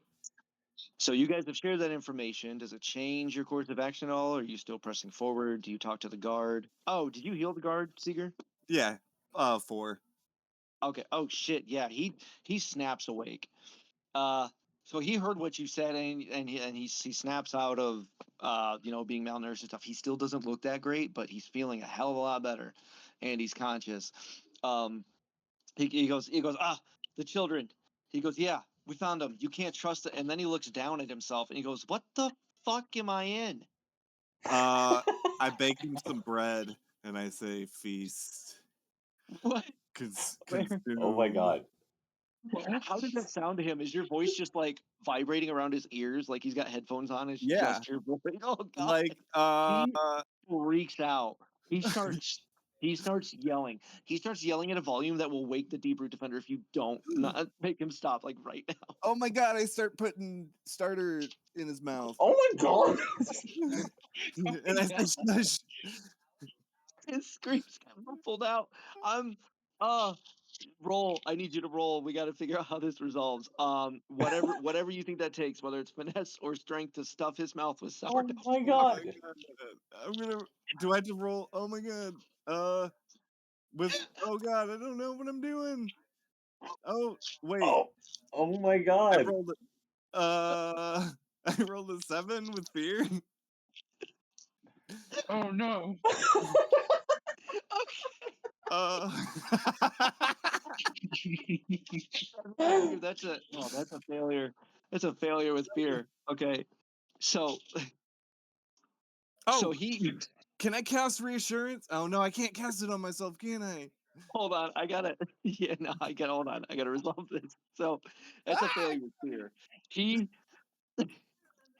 no longer looks malnourished, believe it or not. But at the second mouthful, he wrests control. His hands spring up out of your sourdough chest and block your sourdough hand, and he's just screaming because he's terrified. Oh my god! And he's I'm being gonna consumed shove by a more sourdough in. monster. I'm gonna shove more down Hang his on. throat. Oh, Hold on. That's the fear. He's that's the failure with fear. He stops and he's screaming. Yeah, shit. The Deep Root Defender, you hear a rumbling behind you, and you hear the roots continue to eat into the rock and dissolve it. It's only going to be another moment before it collapses that. I'm gonna That's its start own running. thing. I'm adjusting the countdown. You guys can deal with that in a second. What are you going to do with this guy? The Deep Root's live. This guy's panicking. It's over to you guys. The I just countdown need is him to be progressed. quiet. I'm gonna shove more down his dude, throat. you are gonna choke him out. He needs to be quiet. Shh. All right, before he can choke, And I'm running. before he can kill, suffocate him, Enema's gonna come over here and make a melee attack on that, and the Deep Root Defender. Okay. All right. Yeah, go ahead and make an attack. So just to get this straight, Meatball is running, kidnapping the guard and trying to stuff more stuff. I'm trying to make him quiet. He Oh needs to my be god. quiet. Why don't you just didn't want to be? You know what? I'm not gonna tell you to You play the game think first. you think he knows better? You Oh. think he doesn't breathe? He doesn't have lungs. Okay, so would you believe me if I said another crit? Ah, Oh Jesus I'm Christ. kind of starting to doubt, but yeah, sure. No, I believe it. They happen a lot in Daggerheart, honestly. I got double threes. God damn. God damn. All right. What's the damage? It's max damage, and then roll on top of it. Plus a 10, right? Plus a D10. Yes. Ooh, total of 18 then. Ooh, nice. Okay, you wait. Well, how do you attack this thing? I'm sorry, I missed that part. It was with my primary weapon, my hand runes. Okay, what does that look like? How do you hit this thing? Because you do severe damage. You fucking hit this thing. Attack the roots. So, would you would you allow me to uh chop use one hand to chop the roots and then just another to just smash down while he's you said where's the defender in the scene? He's on the other side of this tunnel that you guys just ran into, and he's trying to collapse the entrance. But is he like on the ceiling or on like the ground or whatnot? He's standing on the ground.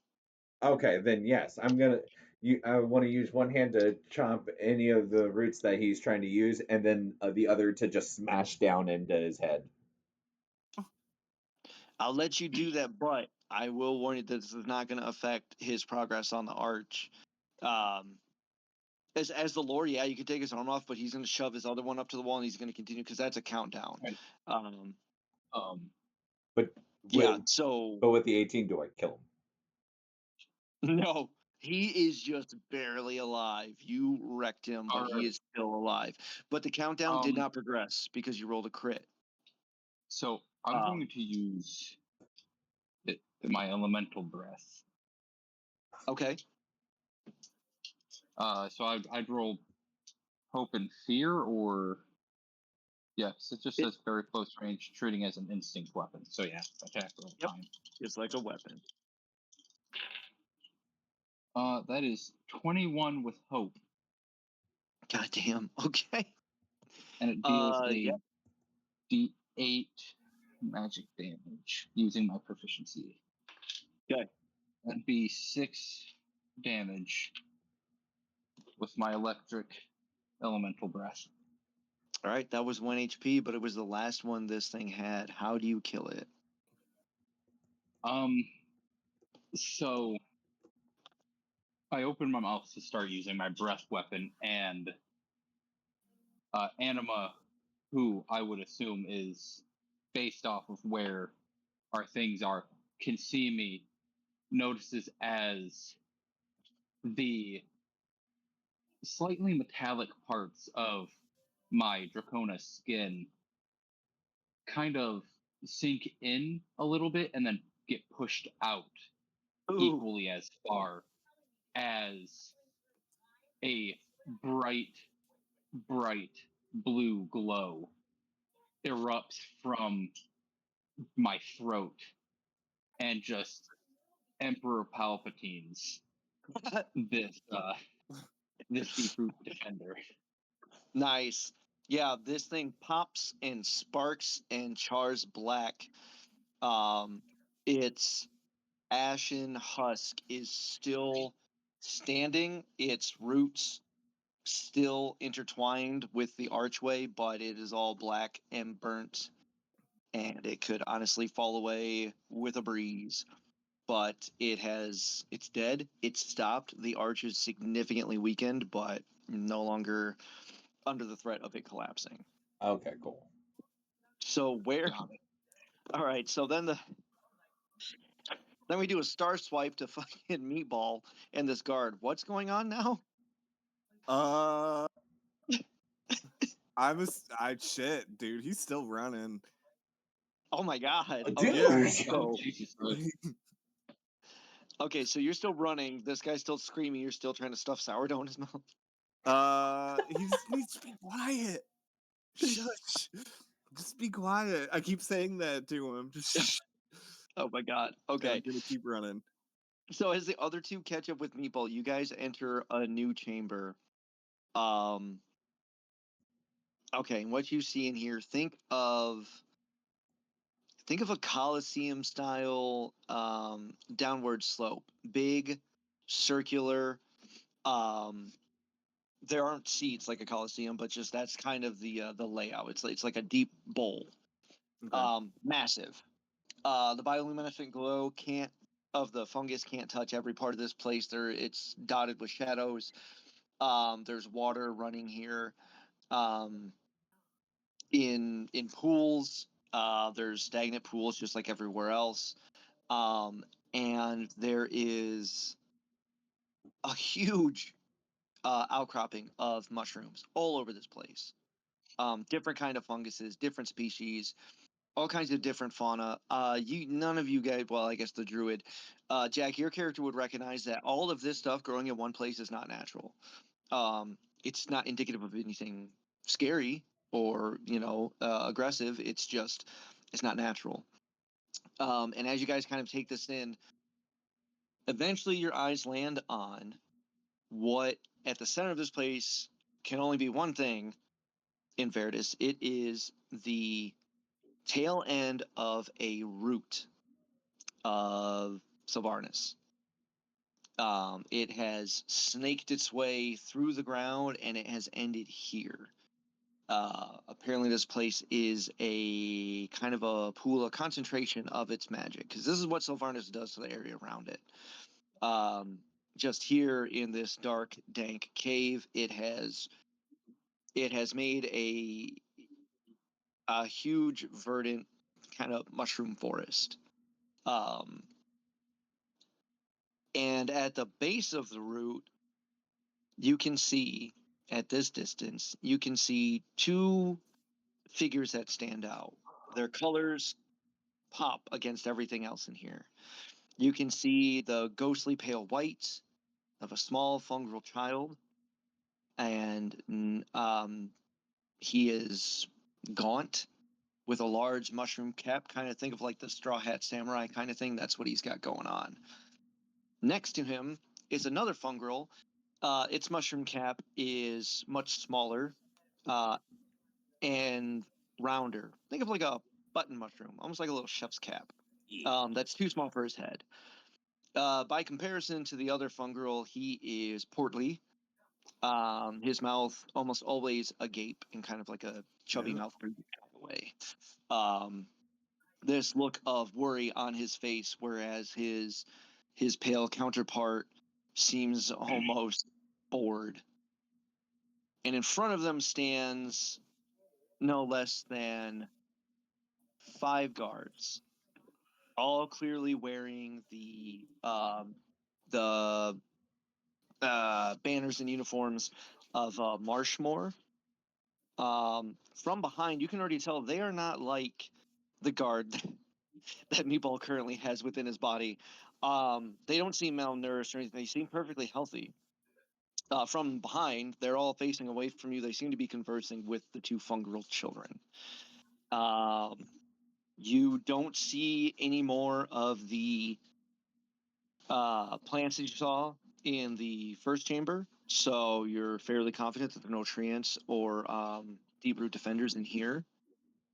Just these children and these guards, as far as you can see. The guard has kind of stopped struggling against you, Meatball. He's not letting you force feed him, but he's just kind of blocking his mouth, and his eyes are wide as he sees apparently what you would assume to be his companions down below, safe and sound. He's as surprised at what he's seeing as you guys are. Okay. They have not noticed you yet. Or if they do know you're there, they're not acknowledging you, the group below. All right, so Anima's gonna look to Meatball and say, "Would you kindly release the soldier? He is there is no harm. He is safe." And look at the soldier, please. Calm down. We are only here to help. Despite the contrary. Meatball hears you, but he also sees the water. So he releases the guard. He kind of goops out. And God. Fucking Meatball goes to soak up some water because he's a thirsty boy. Okay. So you do that. The guard flops out of you. He's on all fours, but then he quickly pivots back, falls on his butt, and begins crawling backwards until his back hits the walls of a cave. And he's just muttering to himself. You can hear him say, "That's not them. That's not them." and I have to go. We have to bring fire. And he starts to get up as if he's going to book it back down the way you guys just came. Oh my Please. God, do I have to goof again? I just want to put my Emma's gonna put his hand on his shoulder and please clarify so we can get a better picture, an understanding of the current circumstances. He his attention snaps to you, and he looks frantic, and he says that isn't my companions. That's not really them. He says those children, they're not natural. Rude. Sylvarnis isn't supposed to be out here. None of this is right. So he's saying that, like I said, from people's perspective in Virdis, the roots don't come out this far, but in front of you, clearly evidence to the contrary. And then he starts telling you like we have to come back. We have to come back with more people, and we have to come back with fire. We have to destroy everything in here. And he's adamant about that. And the suggestion that anybody would do that to even a root of Sylvarnis that may be causing problems is blasphemous. It's blasphemous. Nobody thinks to do that. Nobody would ever talk like that. It's Sylvarnis's life. It is this place. It is this valley. It is everything around it. So to suggest that you come back here and fucking destroy this root with fire is wild. And the plates.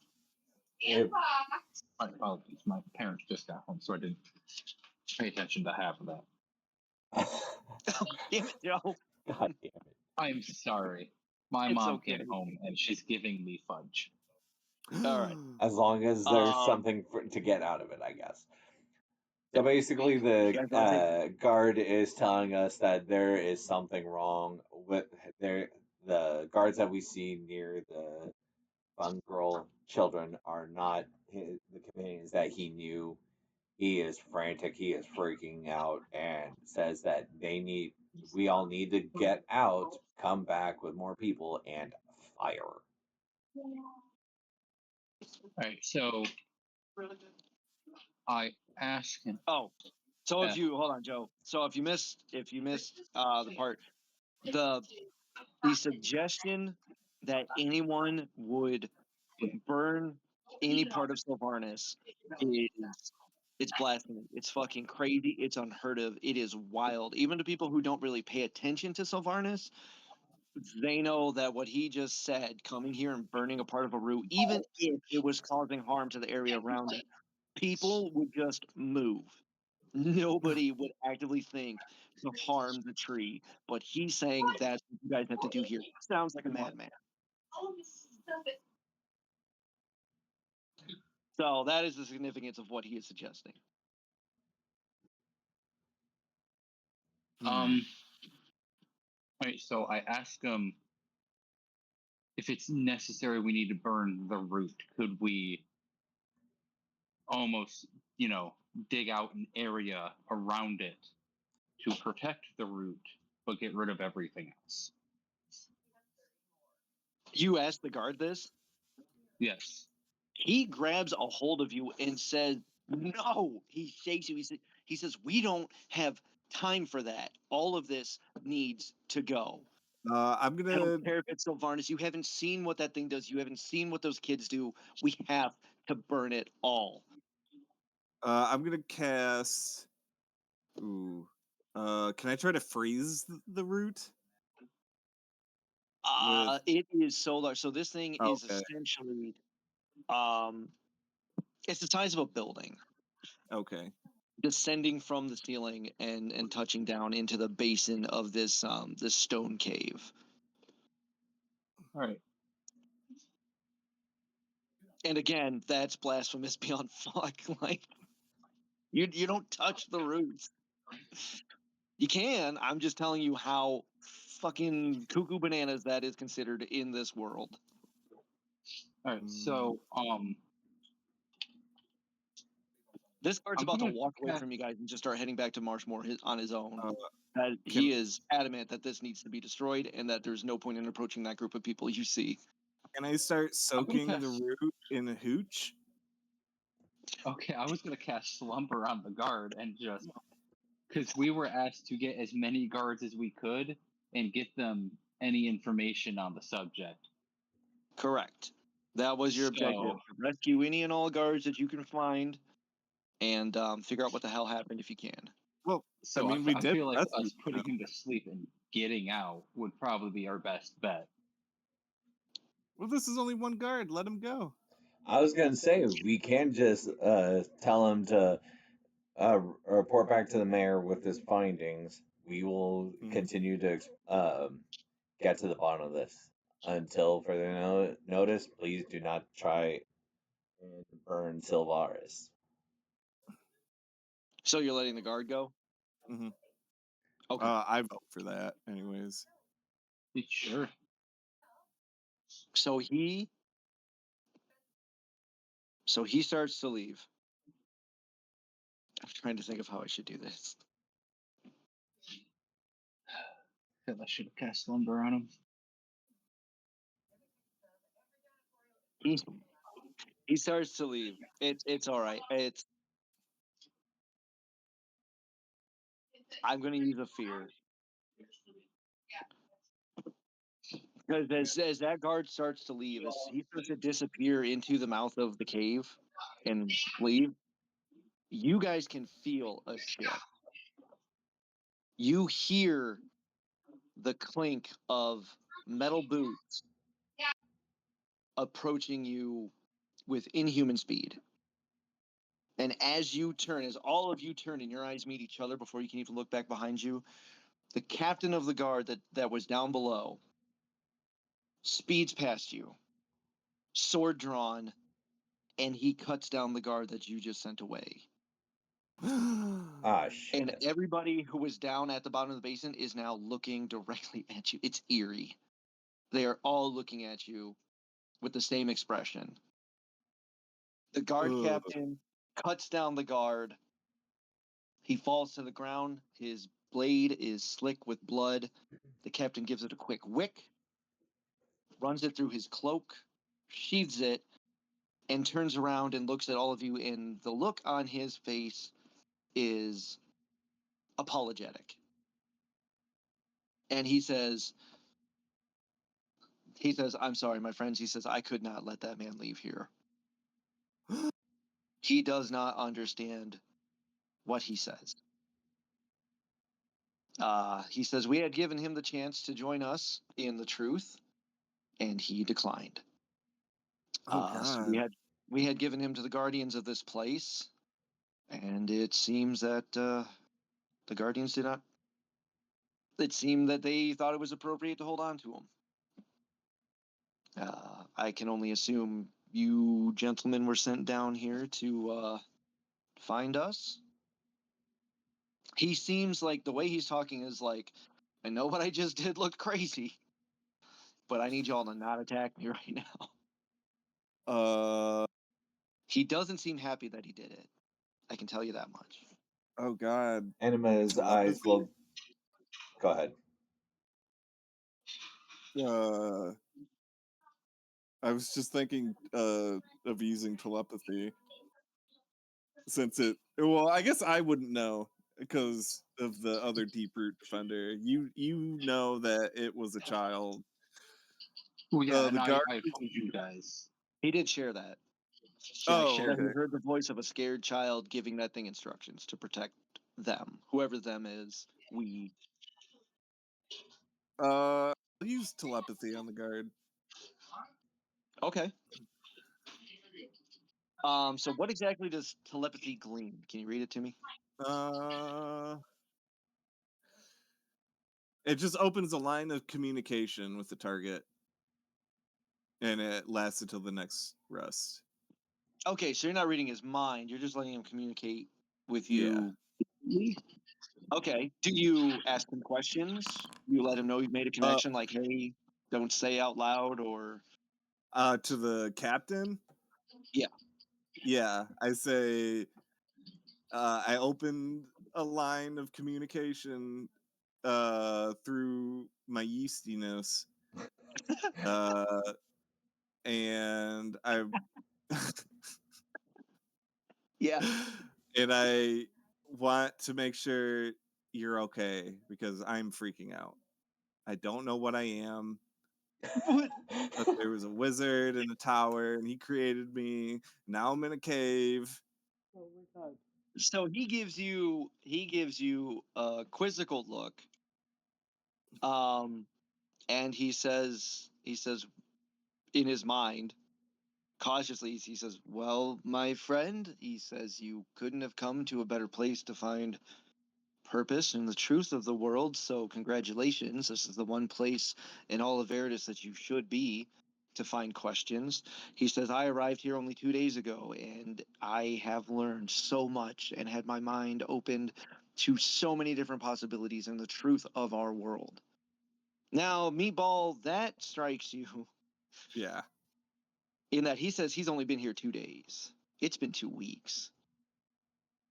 Okay. He believes he's only been down in this cave for 2 days so far. But he's also not lying. Oh. Or at the very least, he believes he's telling the truth. If that makes Okay. sense. Yeah. Nothing weird with, I guess I don't feel anything else in his mind. Like no I don't know. So Fungus. I will give you this. You feel it's like you get a sense that something was here. Something was here and it left, not necessarily quickly, but recently. So when he Okay. ran up on that guard, you feel like something was in here with him in his mind. And it But when he left. turned, yeah, but Oh when he god. turned to face you, it had just left. Oh god, it's in the dead guard. So Oh so it's like no. it's like this. It's like closing your eyes and opening them and finding that you're in a car, but Mm. in the car being somebody else's mind. But when you open your eyes, you're not in their driver's seat. Something else was there. You're in the passenger seat and it feels off. Oh So god. something else Something's was supposed to in be there, but it's control. not. Correct. That is the sense that you get from this. Okay.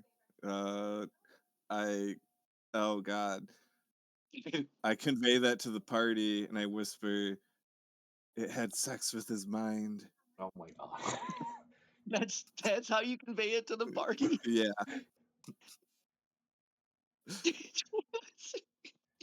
So you don't even tell them.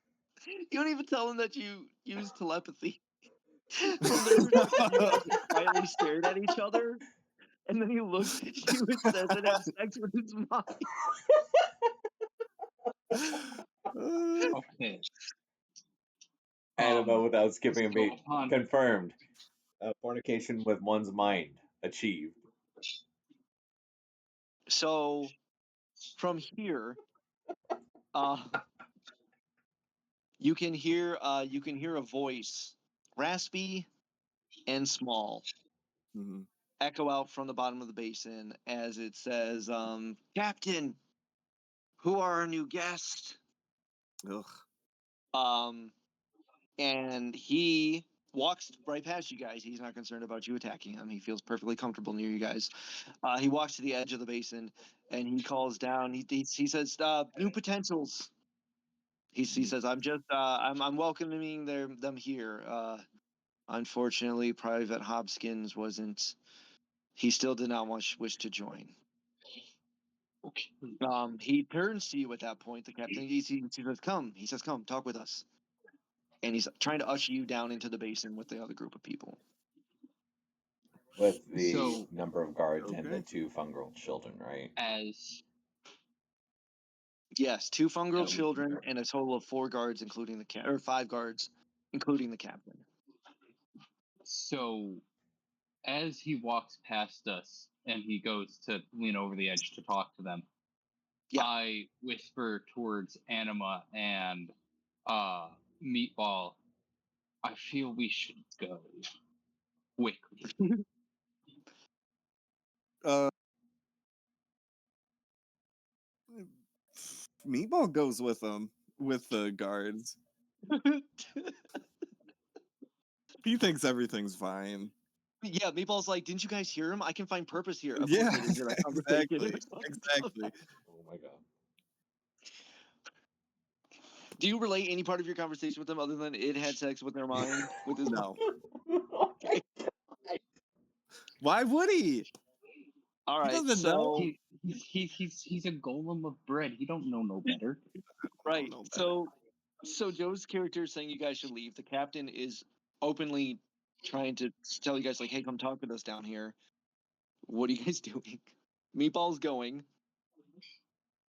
I'm gonna leave. I'm getting out of here. Okay, so you don't follow the captain. Jack, what about your character?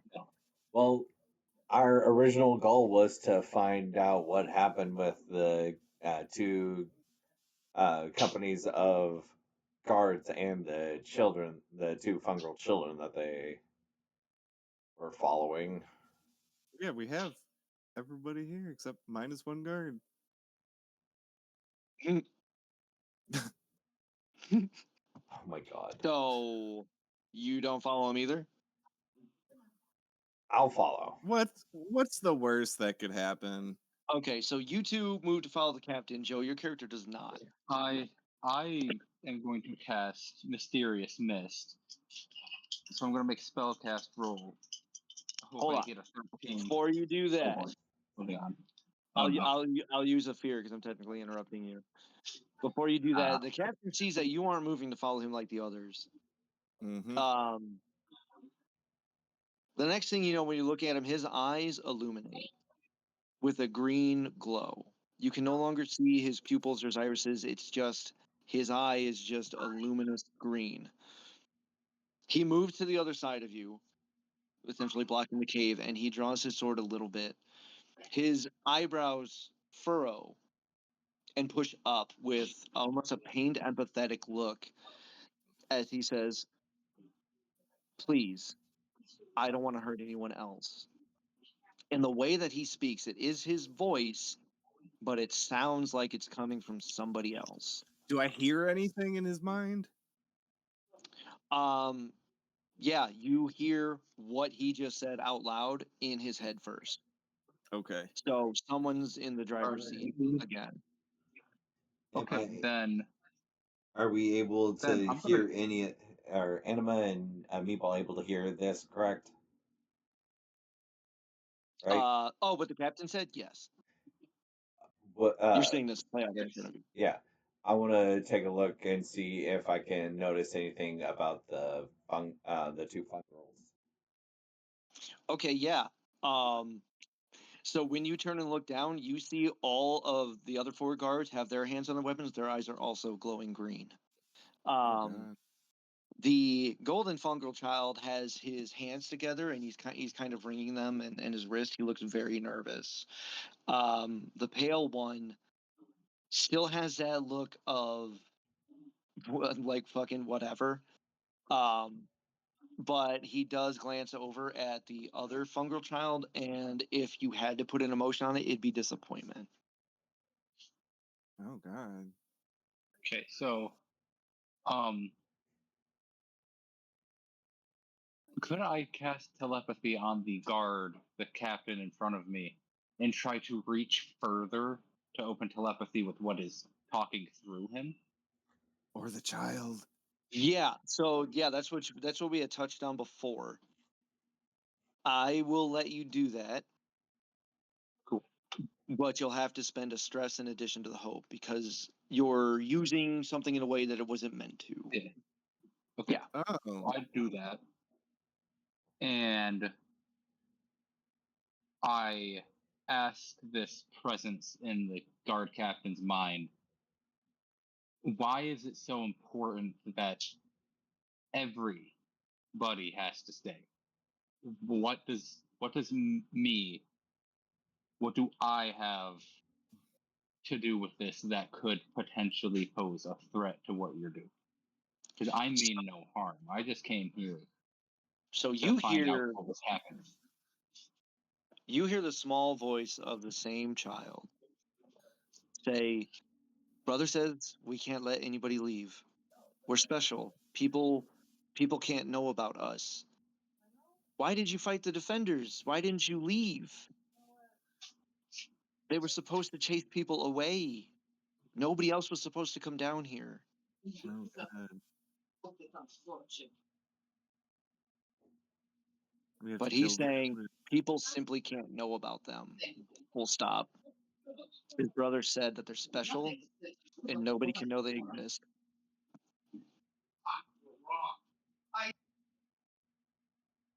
Mm.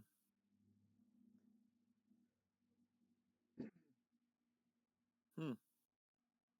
Wait, would I hear any of that? Yeah, I'd say you do too because you're also using telepathy. I'll say you hear Joe's character's questions, but you don't hear the voice replying because you didn't make that connection. Okay. So it's like you're both in the car with whoever's in the driver's seat, but only you can hear them talking, or only Joe can hear them talking. You're in the back seat, they're in the front. Do we still have McDonald's? I say in the captain's head, Yeah, you can talk to hello? Joe in here. Joe? What? Well, it'd be Eckroot, but Oh yeah, sorry. Yeah. it's all Eckroot. good. And go ahead. No, go ahead. That Okay. was basically it. As I hear a meatball asking, like questionably saying my name, I just kind of say, out loud in the telepathic communication line we have. I just go, "Shush, we're talking real quick. I need to have this conversation. I need to clear some things up, smooth some things over." While all this is happening, can I continue to soak that root in hooch without anybody noticing? Without them noticing, no, absolutely not. Can I goop it, then like hooch it up? Oh my god. I will let you approach it, Mhm. and we'll see what happens then. Okay. But right, so you guys are all standing on the edge of the basin. You're having this conversation in the head. Jack, you look back at the party. You kind of sussed out that they're all doing something here, and then when you look back down in the basin, you're kind of startled to see that all four of the other guards are now directly behind you. You didn't even hear them move. They're still there. Their eyes glowing green. Joe, you're still having this conversation. Are you going to respond to what the kid said? I, in response to what the kid said, I say, "Is it because of the root of Sylvarnus? Is that part of what made you and your brother so special?" So you hear a pause. It's deliberate. It's no delay in the connection. It's him thinking. And then he tentatively says, "Yes, brother says people can't know about mother. They can't know that she's here. If they did, they'd come looking and they'd find us." So he's calling Sylvarnus their mom. Which again, blasphemy. What the fuck? They're just fungirls. But you will admit that they do look different than any other fungal you've seen. They look wrong. They're a little too smooth, too uniform compared to other fungals. Fungals, you've seen pictures of them. They're life. They're explosive. They grow. There's all kinds of different ridges and textures and stuff to them. These guys are not like that. These Ew, are children they are. smooth? Yeah, pretty much. Ew. Butter smooth. Yeah. Yep. The only the gold one is portly, but yeah, he's smooth, but he's got a gut. The other one, it's skinnier. Its limbs are elongated. But yeah, they don't look like normal. They're clearly fungal, but they don't really look it. It's like Uncanny Valley. Mm-hmm. And now this golden one's claiming that the fucking Sylvarnis itself is their mom. Makes sense. It makes no sense in this world. Mommy Savernus and a mushroom have sex. So When two peas love each other very much, and Mendel watches. Oh my god. Oh.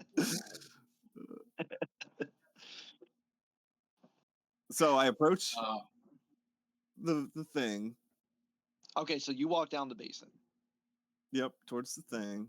Okay, the guards, they let you by. Two of them flank you, but it doesn't feel threatening. In fact, they take their hands off their weapons. It's like they're escorting you. Oh, can I offer them some hooch? you, you can, do you? Yeah, both of them. Okay, so you do that.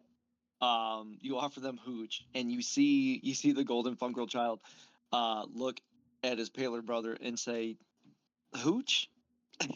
And the pale one says, "I don't know, a humanoid thing. This is taxing. We should Oh, just get rid of them." do they not know that it's alcohol? Nope, they are kids. All right. Don't I'm gonna try to offer. get Don't offer their them. mind drunk. Do not offer the miners hooch. Oh, I this is fuck these approaching- kids. So, Joe, what has your character decided about leaving? Are you gonna push the issue? You can. You absolutely can. So I Curious. asked them, does the cave need to stay open? Because we can both get what we want here. No. So you can hear the Goldman down the basin. Meatball, you can hear him clearer than anybody else. He looks at his brother. He says, "Brother, what if we just seal it?" Oh no. The brother has a look of not disgust, but close to it. Like, the fuck? And he says, "Brother, we shouldn't have to close ourselves off from the world. We should just take them all." And to which the golden one says, they're not just vessels, they're people. The white one says, they don't have to be. We can all be. And as he says that, from the shallow water nearby, The one I just drank out something, of? no, this one's off to the side. Okay. A shallow, pale corpse. It looks like it used to be a corpse, rises. It's white and withered.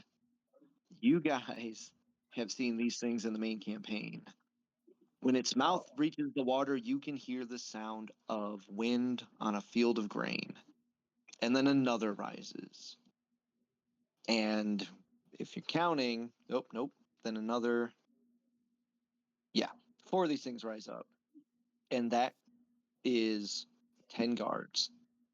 2 squads of 5 accounted for.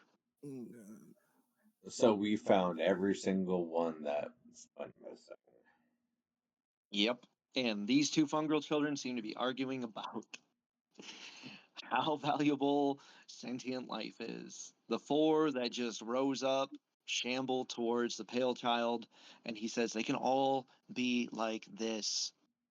They don't have to fight, they don't have to feel, they can all be me. Ugh. Which the other one just shakes his head.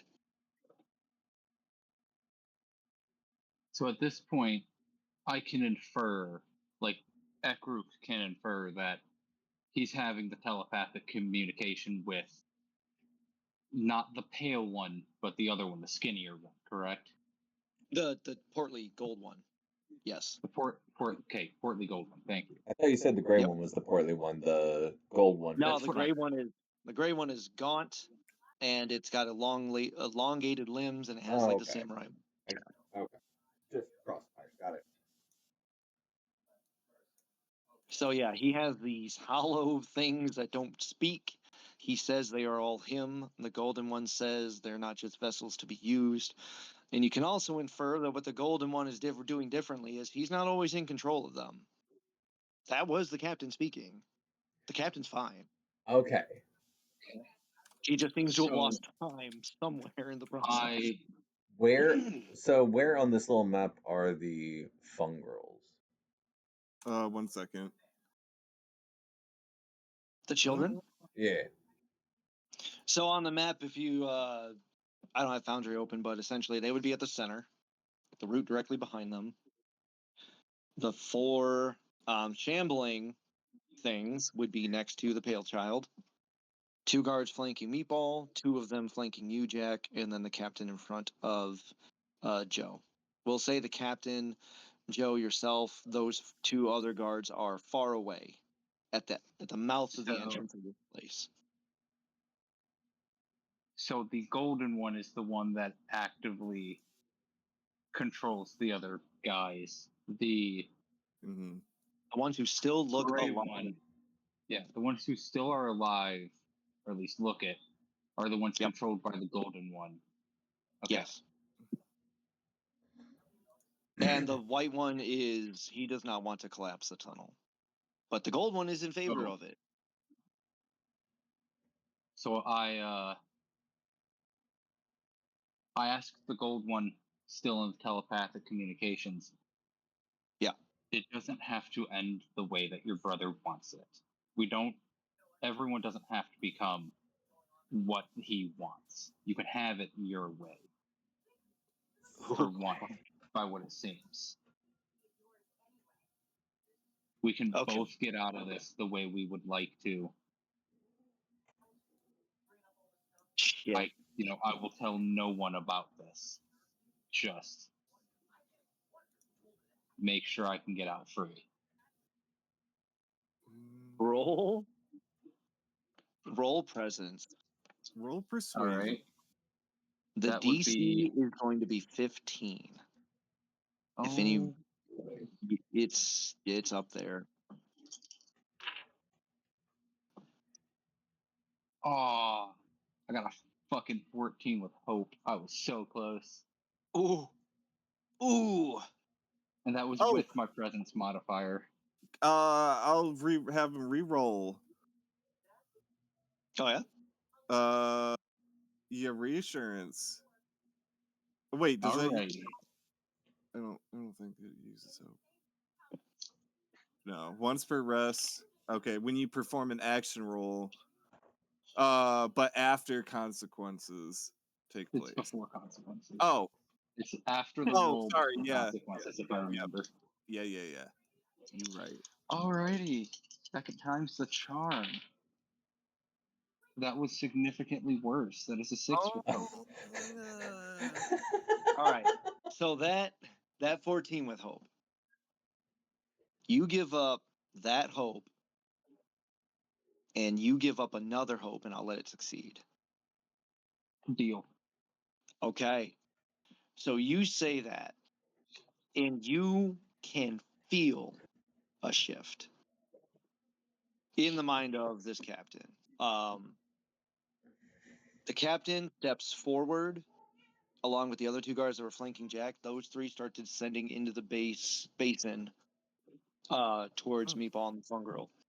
The golden child looks at his brother and he stops wringing his hands.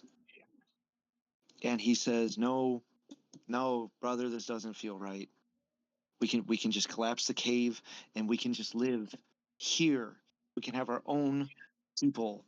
We can help people. We can spread Mother's power, Mother's magic. We can do what I think we're supposed to do. And the other child, in the blink of an eye, claws the golden one. He tears into his fungal flesh across his chest. The golden one falls to the ground. It's not a mortal wound, but it's not pretty. And the pale one says, I have been following you around for a year, waiting for you to come around to your senses. I should have just done it before. I should have just made you me. And now I'm going to fix that. The guards and these hollow fungal monstrosities begin clashing. Oh, cool. They are fighting in a way it's weird to watch. If say one guy had marionette puppets on two hands and he faced off with another guy with marionette puppets on two hands, their moves would be erratic, they would be inhuman. It would look funny if it was puppets, but now picture it's people. They move and they twist, they lash out, they parry, they jump back. It looks wrong. And the brothers are clearly fighting each other now. Whoops. I They missed are it. distracted. So, what are you guys doing? Seeker, which ones on the map are the two fungal brothers? These two. Yeah, near the these X. two. Because they were like Oh, right in front of the cool. root. Okay, so Yep. that's just the route that. Okay, cool. That would make them in range. I'm going to try and use slumber on the gray one. The pale Ooh. brother. Yeah, but the pale brother. Okay.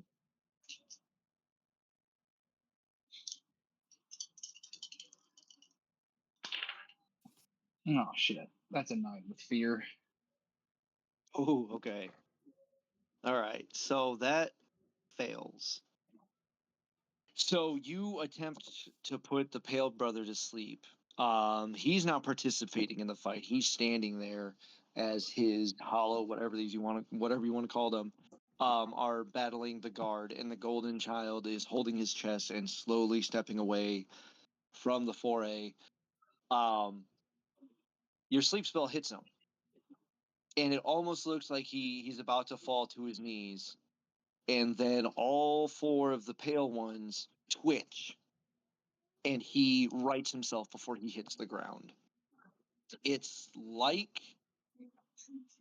and I'll tell you, you feel this when your spell makes contact. It's like when you go to put somebody to sleep, you feel their head, you feel their mind, and it's like you wave your hand and they just close their eyes. That's how it feels. That's the sensation, right? When you tried to do it to him, it feels like you did it to an arm. Like you just targeted a small piece of a bigger body and it wasn't the right one. Oh God. It's like you tried to put a limb to sleep, but because the hole was still awake, it didn't work. And with that fear, I'm going to one more. This thing's big. One more of these pale things breaks up out of one of the pools of water. It is massive. Whatever this was before it died or succumbed to whatever this pale one does, it was fucking huge. It looks pissed. It looks like it might have been an ogre. Oh. And now it is looking at you three. Oh God, we need to run. I was telling you. All right. You really like? We need to run. That sounds familiar. Now.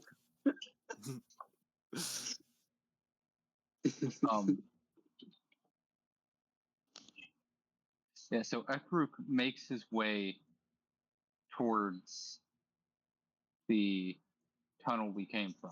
Isn't that me? No, I'm the Oh, blue that's one. right. You're the pink one. You have That's right. plus 5 feet above your head for whatever reason. Yeah. Yep. Yeah. So I'm making my way over towards the tunnel.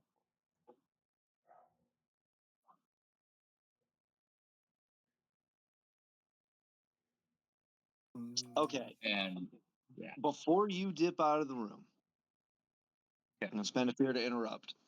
This thing takes its characteristically elongated fingers that look like they're into sharpened claws. This is something that all of these things have in common. And it rakes the ground. It rakes the stone. And it swings its open palm towards you and Jack, and then it ends its arc down towards Meatball. and it's going to use Hail of Boulders. So first things first, let's start with Joe. Is this the ogre thing attacking? Oh, Yep. God damn it. Buckshot of Stone. Let me see. 16. That hits.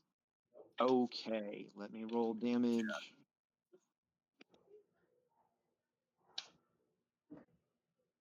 Okay, you catch a small rock of it. You take 4 physical damage. Cool. That is 1 HP. All right, Jack. Yep. Buckshot of Stone, 17. Oh, that hurts. Okay. You take 9 physical damage. Fun thing about this Hail of Boulders, if he succeeds against more than one target, I get a fear back. Sweet. Oh, I'm back up to lovely. 2 Great. fear. Meatball. All right, you said a 9? Yep, 9 physical damage. Meatball, is there any reality where a 4 hits you? No. Okay. Yeah, my minor threshold is 10. At the end of his heart, No, that's your evasion. he's down to just pebbles. Like his fingernails raked, and they don't hit you. Okay. All right. For evasion? Yeah, no, it's still my evasion's an 8. Okay. Yep. Now it's back to you two. Joe, you said you were dipping out of the room. Jack, Yep, I'm dipping out the Meatball. room.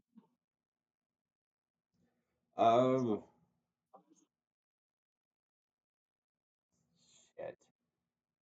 Much as I would like to, I'm not in a good position to try and do shit. I will say, I don't know if this is going to affect your guys' decision at any point. This is essentially the second encounter in this, and I'm considering it a success with what you've done here. Uh, I should say this is a really good session so far. mm, I'm glad you guys are liking it. can I try to burn down the root? Dude, Can I continue to soak oh it? my god. Jesus Christ. So We ain't making it out of here. He said this at the beginning. We're dying in here. not You never said you necessarily. had to die. Listen, I could go live I mean, the rest of my life. I will Remember, I'm a draconus. All right.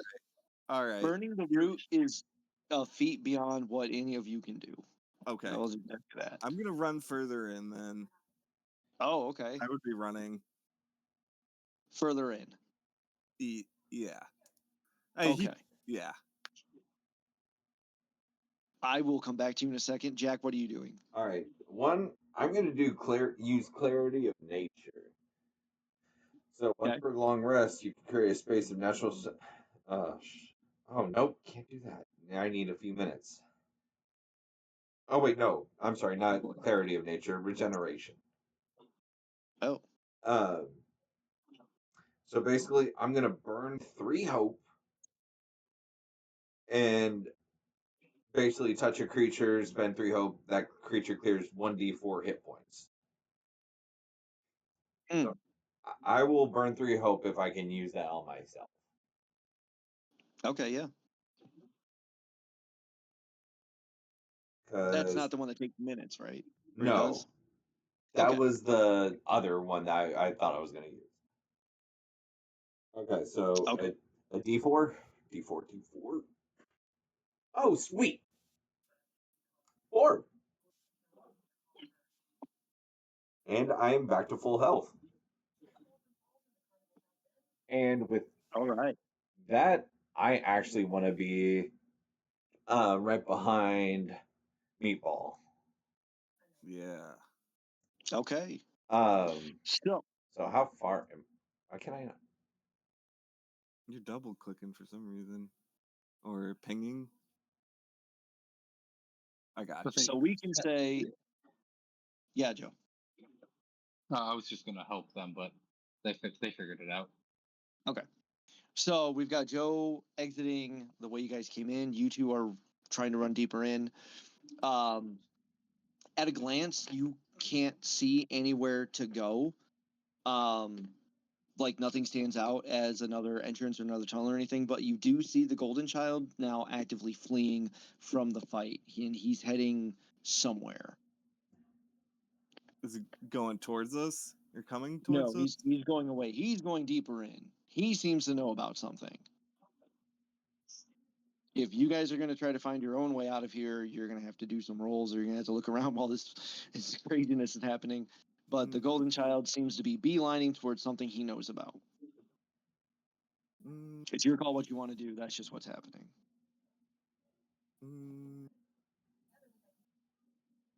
I mean, he's not technically an ally. He's trying to make. He wants everybody to still be fucking gross. Right? Or He did I just get that doesn't- mixed up? No, you're right.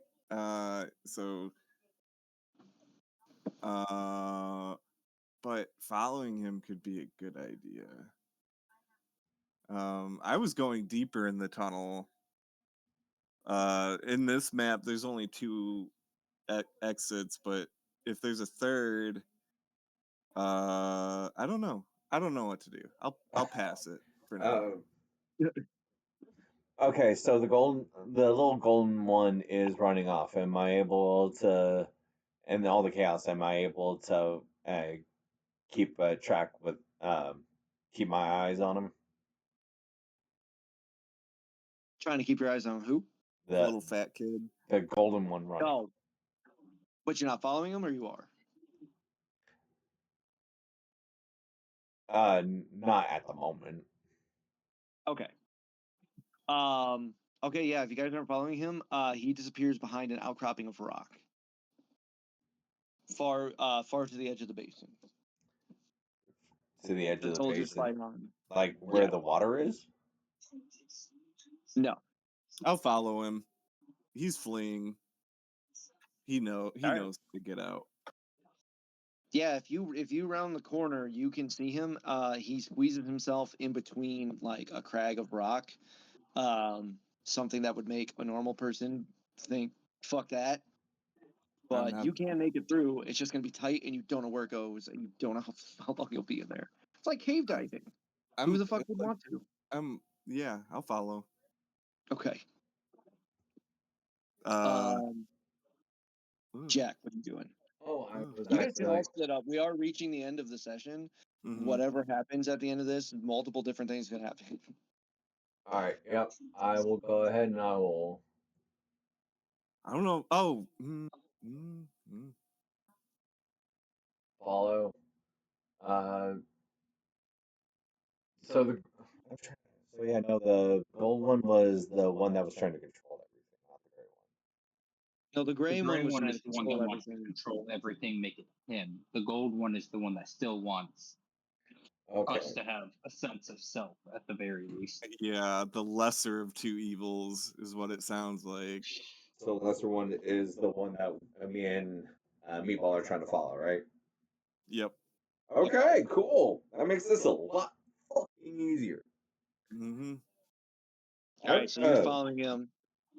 As we follow, what I want to do is I want to cast Unleash Chaos.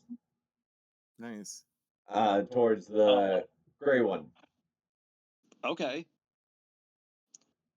So that one is make a spell cast roll against the target within the far range. And yep. What's the DC? 10.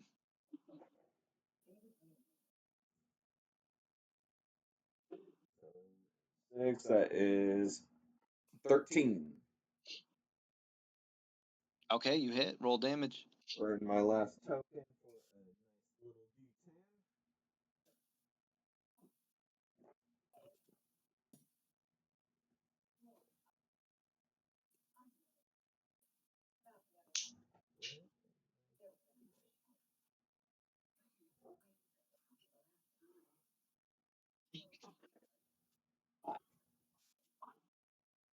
Five damage?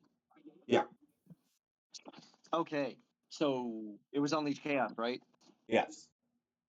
So this projectile streaks through the battlefield, past the weird marionette guards and these hollow monsters, and you strike the pale child.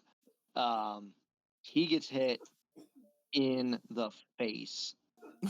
He reels back, and then he stumbles forward, and he's gripping his face. And then he looks up at you, and half of his face is like singed black. Okay. As far as like physical damage, you can't tell how deep the wound goes, but you fucked up half his face, and he looks at you, and the look of just nonchalant, I don't care, is gone, and it is a grimace of just pure hatred. Oh, you fucked up. You shot an arm. I shot an So- arm. I shot him in the You shot an face. Remember when he was getting put to sleep? This is only one part of the whole fucking thing. Oh, You just hit right. his arm right now, or part of his And- body. On that note, the ogre is going to rake up more rocks as it charges towards you and Meatball. First, it's going Oops. to be Jack, Why is he attacking me? because it hits everybody. 8 against Jack. Oh, that shit doesn't even touch me. Okay. How do you avoid this buckshot of rock? As the buckshot of rock will come up, I'll call up a vine to just knock any that would make contact out of the way. All right. Meatball, 8 against you. For evasion, right? Yep. I have 8. Is that a hit? Yeah. It Meets it, beats it. Meets it beats. All so, right.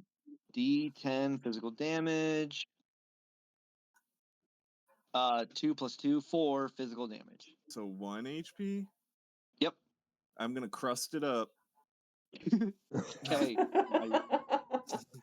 You hear we all know the familiar sounds of rocks hitting baked bread. We know what that sounds like. That's all you hear. Of course, yeah. Yeah. That's all we hear as this buckshot smashes into the outcropping of rock that you guys have run behind to keep up with the gold child. Joe, what are you doing? I am. I run to the end of the tunnel, the opposite end of where the room is. Okay. So I'm back towards the entrance. So you reach the ashen deep root. Yeah, still standing there. The edge of the archway is still compromised greatly. Yeah. What are you doing in here? As I run past, just after I run past it, I'm going to attack where the Ashen Guardians or Ashen Defenders hand is meeting the arch with my great staff. Okay. Do I need to make? I don't need you to make a roll. I just need you to roll damage. Actually, you know what? No, go ahead and do a roll. I'm gonna say the DC's 10. To break this thing in such a way that it would break. Okay, 14 with fear. Oh fuck yeah, that's what I wanted. Okay, so you hit this thing. I'm gonna even make you roll damage. So you're blasting it with just your basic weapon. Yeah. Okay, so you hit it dead center where the roots had initially broken up the rock, and it all starts to shift and crumble.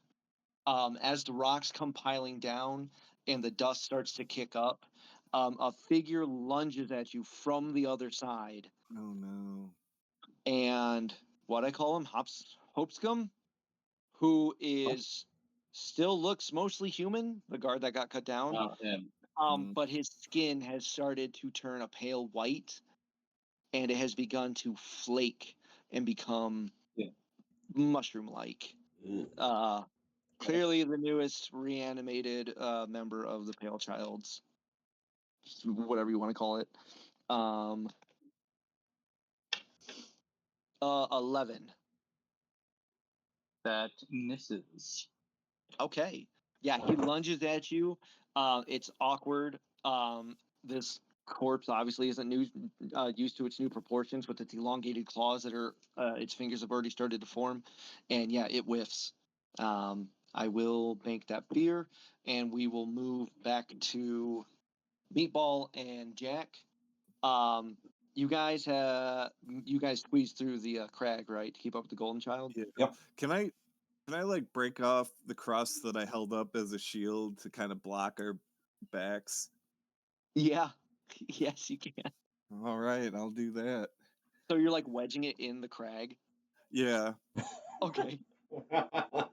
Who put this bread here? It's impassable. This bread is hard as so- steel.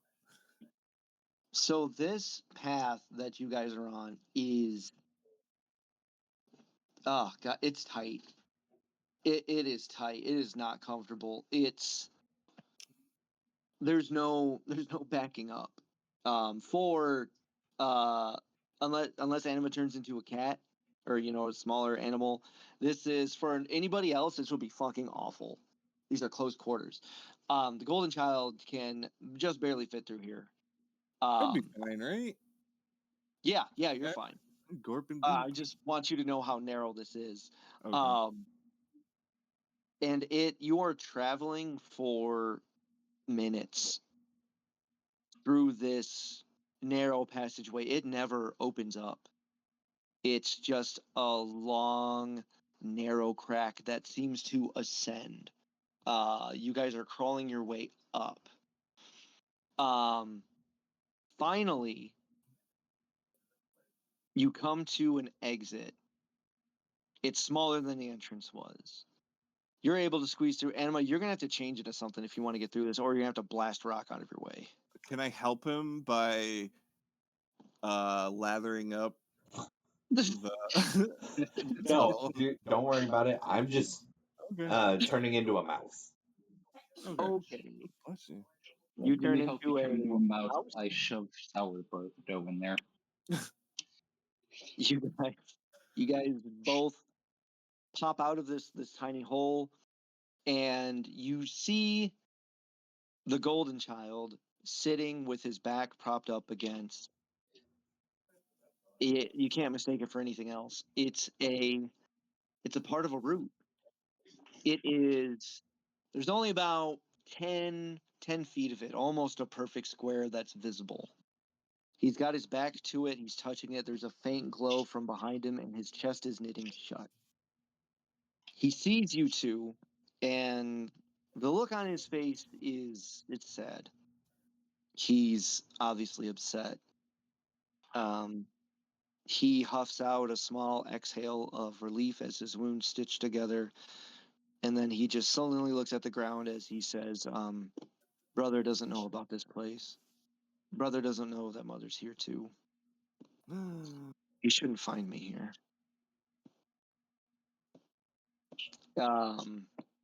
He actually points to another crag on the rock, just on the other side of this small room that had opened up. And he says, there's another tunnel. If you go that way, you can reach the surface. It shouldn't take long. What if I started filling this place Oh my with god. yeast? Are you asking me what would happen? I guess out loud I'm thinking to myself as the player, not as character. If you started filling this small Blow it up. container This is my purpose. I found it. Oh my god. This kid would probably defend himself. Would he know? He wouldn't know. If you started filling this place with yeast? With yeasty alcoholic bubbles to blow it up. Oh, bubbles. Mhm. Yeah, I don't know. Fun little bubbles. What if? Okay, all right. What if I split myself in half to make a new me, and then part of me left, and part of me just hides in the fucking corner? Without him knowing. Yeah, to kind of either blow up or take over the thingy. Okay. Yeah, you can do that. All right, and I'll leave. Okay. Jack, what do you do? Well, seeing as how he's been distracted, okay, does Meatball have like this certain look on his face if he's talking about while he's thinking about blowing the whole damn place up?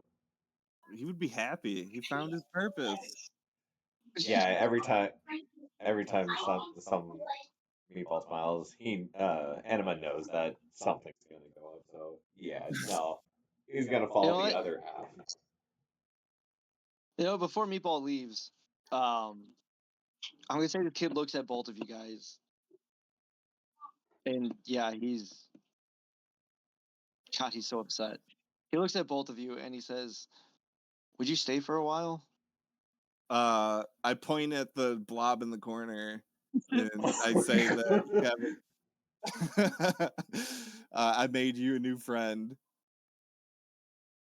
Does it do anything? Yeah, it's That's me Meatball. asking. Oh, so there's a little Meatball version. Yeah, it Oh will my get God. bigger. It's like a baby. It will get bigger once it's fed. He okay. He actually cracks a smile at that. He says, "Thank you." Oh my god. All right. I give him a thumbs up, and I like like Terminator when he goes through the lava. Oh. It's gonna be Yeah. like that as I glurp through the hole.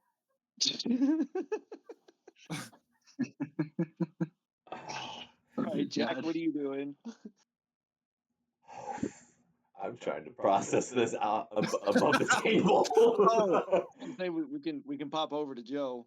Oh, and I part of I for the little me, it's got a spell scroll in it. Okay. So like a new book is being formed, kind of thing. Nice. I've ripped the page out. Okay, all right. Sorry. Go ahead. No, you're fine. Go ahead and skip the show. Yo, what are you doing? Okay, You're not being so attacked by this guard. You've collapsed the cave successfully. The only entrance that remains is the one that you had almost a sheer drop down into this place. yeah, that if I'm correct, the vines are still there, correct? Or Yeah. those? Okay, cool. So I'm going to try and use slumber on this dude. Yeah. Okay. I'm trying to use slumber on him. That is a 15 with hope. Nice. Yeah, he's out. He goes to lunge for you again. He falls face first into the ground. Nice. Yes. All right, cool. And with that, I'm going to book it back towards where those vines were. Okay. The, entrance You we may- came in. All right. Yeah, you make it there. You're looking up. You can see the vines that Jack's character left behind. Cool. I climb. I start to climb. All right. Hold on. I'm taking some notes. I can't help but wonder how this is supposed to actually affect the main campaign. I figured we Oh, were. buddy. You guys Oh, have been doing boy. shit this whole time. Huh? You guys have been doing shit this whole time. Jack, what do you do? The golden child is sitting there. He seems content to stay. He's got a little meatball with him. Mhm. I want to. So everyone's gonna look at him. Everyone's gonna look at the child, and I know you and the other fungal were trying to stay hidden. But would you like to come to the surface with us? Don't bring him to the.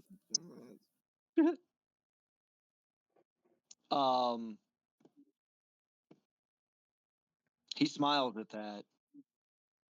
He's really happy that you actually offered him that. But he says, not now. He says, I think I should stay here a while. Oh God. I need to make sure brother doesn't do anything. Somebody has to keep an eye on him. Choice confirmed. And he, as a little pop back out as a little mouse and started running through to the exit. Okay. By the way, Meatball 2 is called Crustable. Meatball and Crustable.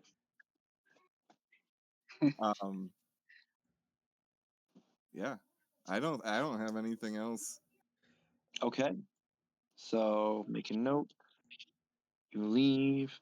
So you all make it out. We can assume that you reconvene at Marshmore. Everybody roll a D4. D4. Yeah. 4. 1. 1 second. Can't find my dice. Oh, here we go. I got a 4. 4, 1, and 4, so 9 total. Yes. All right. So 9 gold into the treasure chest. Nice. You guys reported back. End of the session, the mayor decides that they need to blow the entrance of that place the fuck up. He tries to get news out about it, but nobody takes it very seriously. He almost doesn't believe you guys about a root being there. So that cave system is sealed from this part of Virdis. The brothers are essentially split up. Their ideologies and the way they feel they should use their quote-unquote gifts completely different. That came to a head when they met you. They were forced to choose, essentially, rather the golden child was. And that is where this session ends. Cool. Good session. I was kind of hoping we'd be able to go a little farther, find more loot, but hey, everyone did. There, yeah, I mean, you guys did all 3. All 3. Like you maxed out the rewards. Oh. Yeah, boy. You cleared the first scene. The second one you resolved, and then you all made it out of there alive. Oh, okay. And I made a baby. Not that staying alive was. I don't want you to think that staying alive is how you get more in the future. Like your characters don't have to survive, but just you guys made it back. Yeah. You did. You completed the circle. You know, you returned back to who paid you to do this. Gotcha. Okay. Close the loop. So yeah, the next main session we have, everybody will be able to roll on every table. And there will be treasure waiting for your characters in the main campaign. Oh, I hope it's bread. Oh yeah. It's a sourdough starter. It's crustable. Oh my god. Oh my god. Yeah. Now, in our main campaign, I want to find Crustable. I better find Crustable. All right. So damn it! I didn't take that into consideration. I don't want NPCs, huh? Session is officially over, correct? Yes. Why? Are you going to complain about work? No. So I'm sitting here, and moment that I successfully caused the cave in for that the archway. I'm just like, okay, I feel like that was supposed to be the way we got out in the main campaign. We're gonna have to go out the way that they went with the golden dude, and we're gonna find a grown Crustable just sitting there, just like, my friend is gone. Help. Wouldn't that be crazy? Oh man. I will say the cave system it's 100 years. Yeah. So things will be different, but I like your predictions. Oh man. I also 100% believe that the Golden Child is the maker of aid. That's where I was kind of wondering if that was going to be going to. And what about the dwarf? Is he possessed? Is he driving? Who knows? That was my big thing. Once all this started fucking happening, I was like, oh no. He's got a portal to fucking his little nesting area. Iron Hand's got that holy hand grenade on him too. Van pointed that out to me. I forgot about that. I haven't. He has that functioning explosive device made of pyramizium. Oh my god, then the presence, it all ties together. All right, so Yep. am I good to wrap up stream then? Yes. Thank you, everyone, for watching. Yeah. Whoever watched, if it was just us. Thank you for participating, you guys. I'm glad you liked the session. That's the question I had. Feedback on combat. Were you guys pressured? No. Oh, it was great. No, I mean, that was great. yeah. No. I mean, like, health-wise. Did you guys feel Oh, I was Probably could have done stressed, more. in If- danger? Okay. If I didn't use In a regeneration, bonus. there was a good chance that Anima was probably going to be dead. Oh, Yeah. okay. If I didn't have my armor slots, I would have definitely been hurting a lot more. All right. I like to think that if you chose to fight the cave ogre, then it would have fucked you guys up. Because Yeah. my God, does he hurt? 100%. Yeah, that was a flea 100%. event. That was leaving at that point. But to Awesome. answer your question, Nick, no, there's actually a few people that I know that joined the stream for a little bit. Oh, nice. I know one of my friend who does the other two of my friends who are part of the Daggerheart campaign I listened to on Monday were here for a bit. I don't know if Batsy's still here though. Nope. That was my biggest concern though, was combat. Like I said, I used that fear turn one, and then I interrupted the next thing because I'm like, no wait, I'm supposed to like use this. I got down to two. I got down to one fear, bumped back up to two. Yeah, I was constantly burning that shit. Yeah, that's cool. Oh, yeah, No, you were that's doing well. much better. Yeah. I like that. Good. I- Awesome. Yeah, that was like our first real combat. Yeah. Max points. Yeah. Yeah, honestly, Alright. if things had kicked off, if you had done something to pick a fight with those soldiers, the next one would have been even crazier. Yeah, I hesitated about using like the entanglement ability because if I can burn hope for each additional hope I burn, I can entangle another person. Oh, dope. So Anyways, that was an option. I'm gonna Yeah, dip. all right. Well, you guys have a nice rest of your Sunday. Look forward to next Sunday, main campaign. Hopefully everyone will be available. And yeah, Yes. Should be. hit me up for Discord if you need anything before then. Sweet, good session. Thank you. Nick, Everyone here, Yep. thank you so much for joining the stream. I hope everyone is having a great day. Thank you for my party members. It's been fantastic. And our GM. We will, like our GM said, we will be back again on next Sunday for the full session. Hopefully everybody's here so we can start the next big step of the campaign. I hope everyone's having a great day. Have a great rest of your weekend. Everybody stay fantastic. Bye-bye. Bye. goodbye. Anyways, Nick.